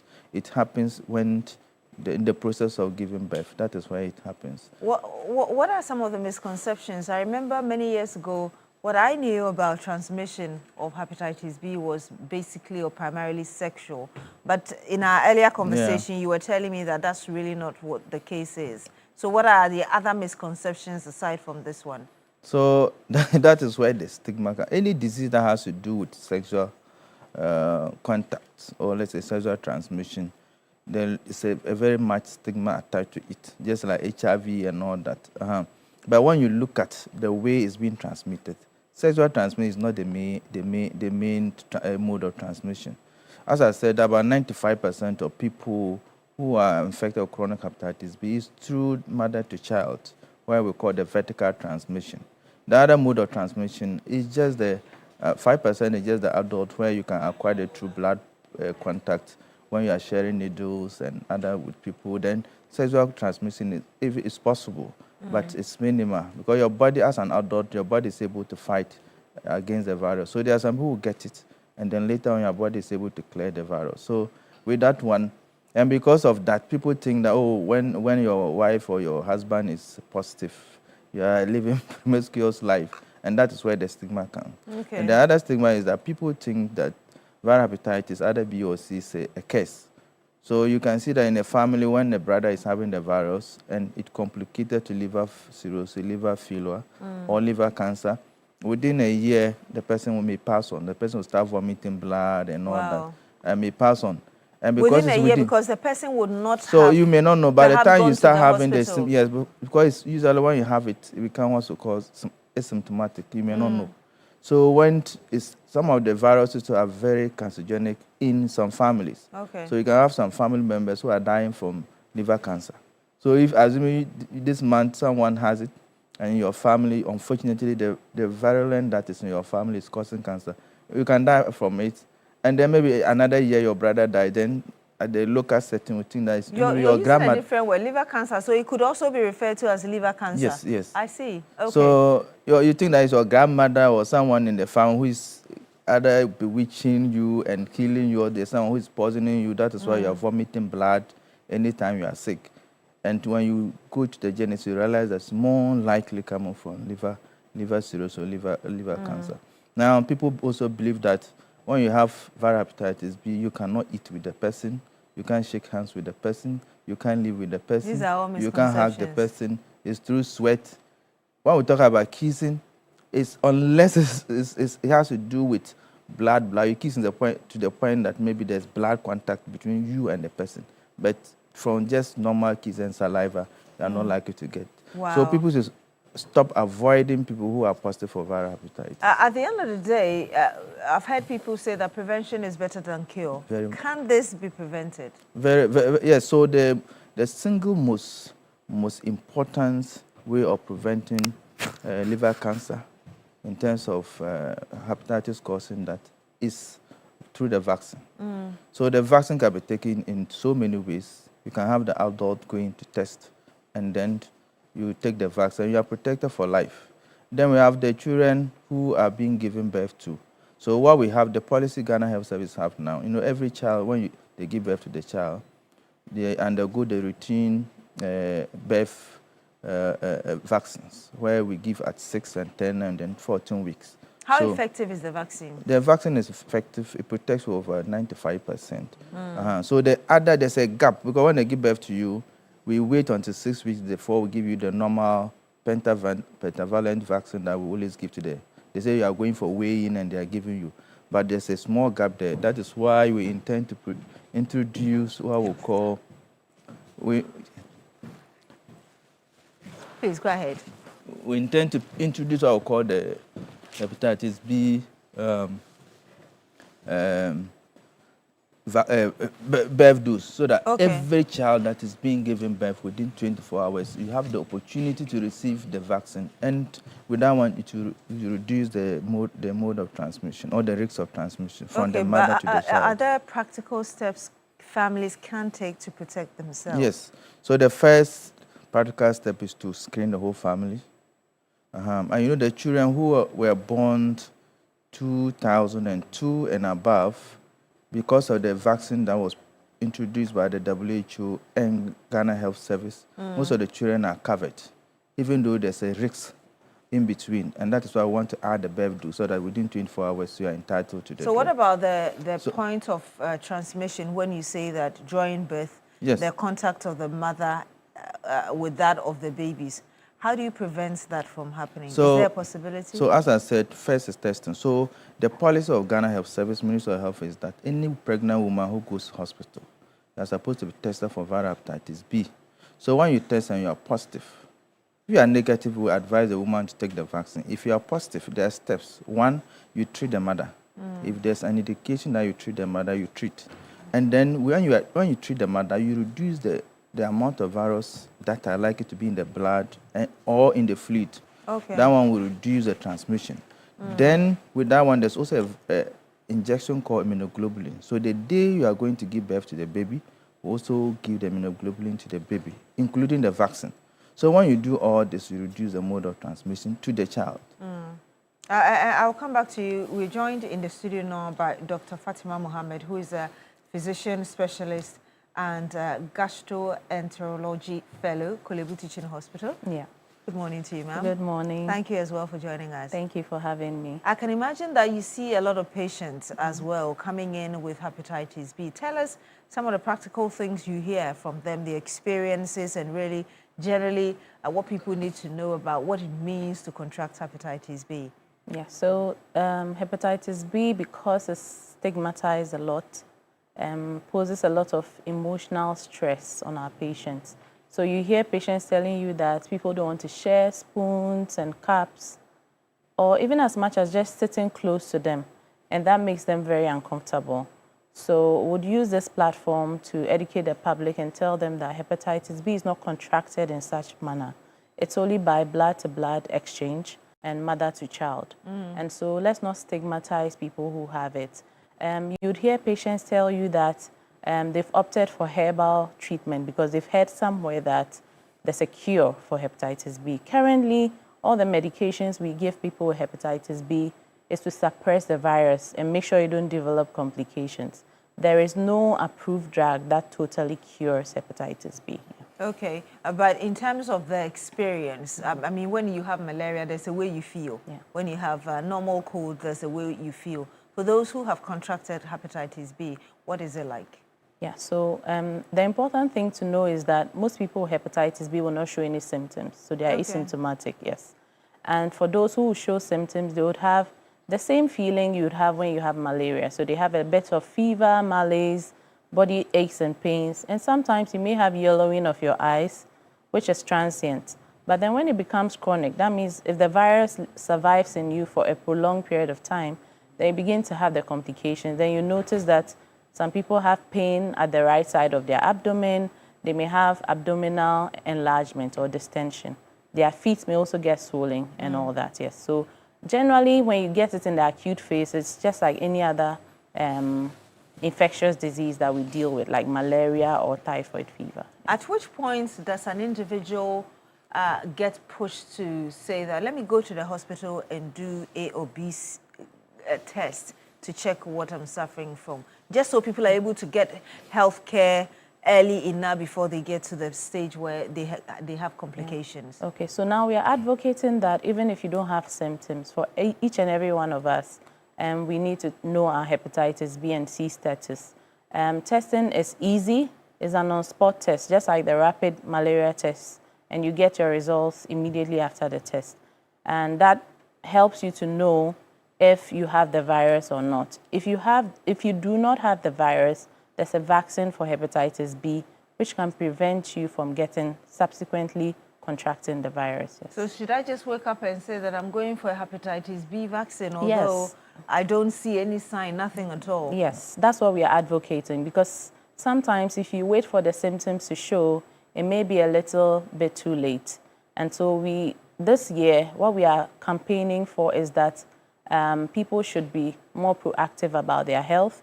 The testing is very subsidized. We are still advocating to make it free. And so you can have it done at any teaching hospital, regional hospital, or district hospital. So perhaps the last question I'd ask you before I come back to you, Doc, is assuming there's really nothing, there's no hepatitis, and because you've said this, I'm thinking of going to the hospital to take some vaccine. Will that not eventually affect me negatively? I'm getting something into my body that is not responding to anything. Yes, so once you don't have hepatitis B and you get the vaccine is going to help your body produce what we call antibodies. These are like tiny soldiers that are formed, ready to fight the virus anytime you get it. Yeah, so it's important to get the vaccine. And for adults, you get 3 doses. So you start with the first dose, then you get another dose a month after, then 6 months after. And then you are protected for life. So I think this is very essential, because if you compare the complications of hepatitis B versus the inconvenience of having to take the vaccine, I think it would be best to choose the former. Perhaps one more before I come to you, Doc. What are the categories of people who are most at risk? Yes, so the most at risk people are, unfortunately, people living in endemic regions like Africa, of which we are part. So we are all at risk, because we have a lot of people with the infection already, and so transmission is easy in this part of the world.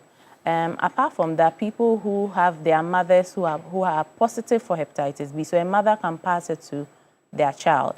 And so if you come to the hospital and your doctor asks you to tell your family to get tested, it means that you could have contracted it from your mother, and so your siblings are also at risk of hepatitis B infection. And those who exchange needles, and people who use unapproved routes for circumcision. So because those equipments are not sterilized, and so carries the risk of transmission. And also people who go to herbal people to make these marks on their bodies when they are ill. All these things are modes that you can contract hepatitis. And Doc, having made that point from Dr. Fatima, what would you say should be the frequency of screening by those who are in endemic areas or most at risk? So first of all, you need to do one test or screening once in your lifetime. That's the most important thing. And you know, because Ghana, we don't invest in health. We only go to hospital when there's pain, and then when we think that we are not well. So ideally, you are supposed to do a checkup every 6 months or once in a year. So in the process of doing that, at least your doctor can add it. Now, what we are advocating is that if you're a health worker, if you're a doctor, you're a nurse, and you have a patient in front of you, especially those who have diabetes, hypertension, and all that, when you come to the hospital and you are doing your routine checkup or test, add Hep B and Hep C. You'll be surprised that your hypertension you are treating, the person will come with something that is worse than that.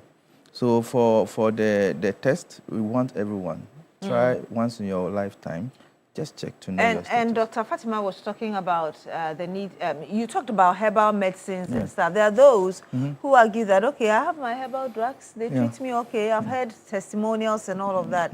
What are you doing about it? Because you work with the Ghana Health Service. Yeah, so we are going to embark on nationwide campaign. Okay. So we are going to involve the traditional medicine people. We need to talk to them. We need to let them understand that there's no approved drug for treatment of viral hepatitis B and C in Ghana. But you have to also know that if you're an adult and you get infected with the virus, your body itself can clear it. Now, there can be some coincidence. So I've tested, it's positive, it's not acute. Then you've gone to the herbal person, he has given you medication. Your body has cleared and he has also given you medication. The next time you go and check, it's gone. He may think that it's his drugs that has worked. You're saying that there's no approval. Does it mean that these herbal drugs can't cure? Because I know that... No, there's no cure. You're saying that our herbal medicines don't help? So, no. It's not that they don't help. Do you understand? They if you are can't going cure? to, Or how do you conclude? So when we are saying conclusion? cure simple means that just like malaria, you have tested positive for malaria, and then we'll put you on treatment. After 3 days, the next time you go and test for malaria, it's not there. So, but the herbal drugs can for help herbal reduce. medication for viral hepatitis B and C, there's no cure. Can it help reduce the virus? Some people have a study supporting it, but we don't support it. But why is the Ghana Health Service not doing your study or survey into it just to find out whether or not it there are works so to many studies. So there are so the many others you studies have? that they have done. They have submitted to the FDA, and they have not approved any. So it means that there's none. Yeah. Please let me get your final thoughts moving forward on what should be done. Yeah. So what we are saying is that people should take charge of their health, especially when it comes to viral hepatitis B and C. For hepatitis C, the good news is that the Stop Hep C program provides free treatment. So once you have it, you get free treatment at no cost at all, and then you can be cured from Hep C. So there's a cure. For Hep B, there are drugs that are highly subsidized by the government that is available to help suppress the virus so that you don't get a chronic infection. So please, from today, tell a friend to tell a friend to go check their viral hepatitis status. Please, your final word. Yeah, so I have to say that viral hepatitis B and C, they are preventable diseases. We know that is the commonest cause of cancer death in Ghana. In men, aside prostate cancer, is liver cancer. And it's something that we can prevent. So we encourage everybody, including the stakeholders, community leaders, to encourage people to go to the hospital to test and know their status. And we as a Ghana Health Service, the primary health care is coming. We're also advocating that one is also part of the normal screening, so that all the communities level we can do that. So and then just to add a point on the Hep C treatment, the Hep C treatment, the hepatitis C treatment is free across the whole country. Okay. All the teaching hospital, regional hospital, and some selected district hospitals across the country. The treatment is about 10,000 Ghana cedis, but the government, in collaboration with the government of Egypt, has made it free. Government of Egypt? Yes. Okay. Has made it free for everyone in Ghana. So if you have it, walk to the hospital and you see your doctor and you put on it. And it's only 3 months for treatment. And it's only 3 months for treatment. All right, thank you very much. So what you need to know your status, get vaccinated if you're not infected, and if you have hepatitis B, seek early medical care, because I'm sure you heard the complications that could come when you don't seek early medical care. Timely treatment can prevent serious complications such as liver cirrhosis and liver cancer. So you know what to do. Thank you very much for joining us, Dr. Fatima Mohammed, who is a physician specialist and gastroenterology fellow, Kolebu Teaching Hospital. Right. Thank you very much for joining us. Also to you, Dr. John Gerald Adiboka, Program Manager, National Viral Hepatitis Control Program with the Ghana Health Service. Thank you as well, sir, for joining us. Attention all parents of first-year SHS boarding students. EduPark, the Ghana Education Service approved and supported national SHS initiative implemented by Prospectus Ghana, is now in progress across Ghana. Parents across the country are already registering. so that the children's trunk, Shinto's mattress, pillow, and plastic chop box will be ready and waiting at the school before reporting day. Do not delay and be caught in the usual last-minute market rush, carrying heavy items under pressure. With EduPack, your child does not need to travel to school with these 4 essential items. To register, simply dial *713 *821#. Visit any ADB branch or go to www.edupackgh.com. Make payment, keep your receipt, and present it on opening day to collect all your child's EduPack items. Your EduPack registration follows you to any SHS you're placed in. Avoid the stress, avoid the rush, prepare with confidence, all at a very affordable price. EduPack, approved and supported by GES. More information, call 050-00600-607 or 0302-955050. And so you know exactly what to do. And if it's your birthday, like we always do it here, we want to help you celebrate it a very big way. So let's see who is celebrating their birthdays this morning. Okay, before the birthdays though, it's time to make that move. It's time for a cold Malta Guinness. When the mind, body and Malta Guinness unite, you can imagine what could happen. Nothing is beyond your reach. Vim up your daily pursuit with a revitalizing taste of Malta Guinness packed with B vitamins.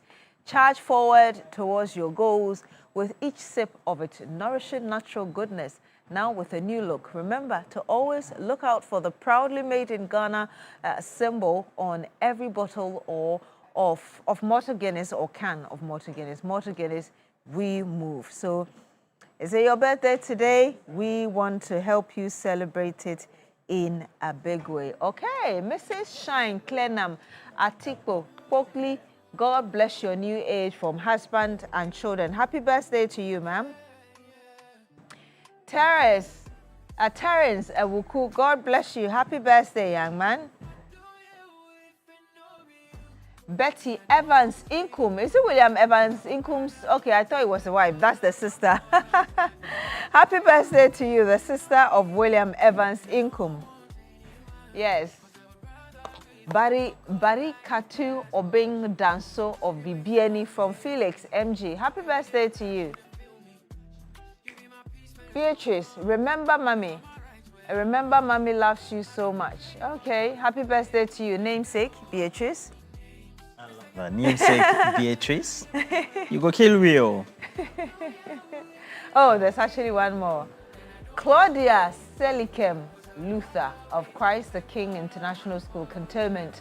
God bless you and guide you from your dad, Major General C.K. Luther, and mom, Madam Amanda, your sisters Mawena and Aram. Happy birthday to you, young lady. Roland, that's it for our show today. Yeah, that's it for our show. And tomorrow we promise to bring you bigger and exciting content right here on TV3 Newday. Make sure that you're also a regular watcher for our subsequent programming. That will be again still on the channel. Yes. But always keep your tabs on 3news.com and then also across our social media handles, particularly TV3 Ghana. Indeed. And all our platforms. Certainly. And you get the best. Have a great day. My name is Beatrice Edu.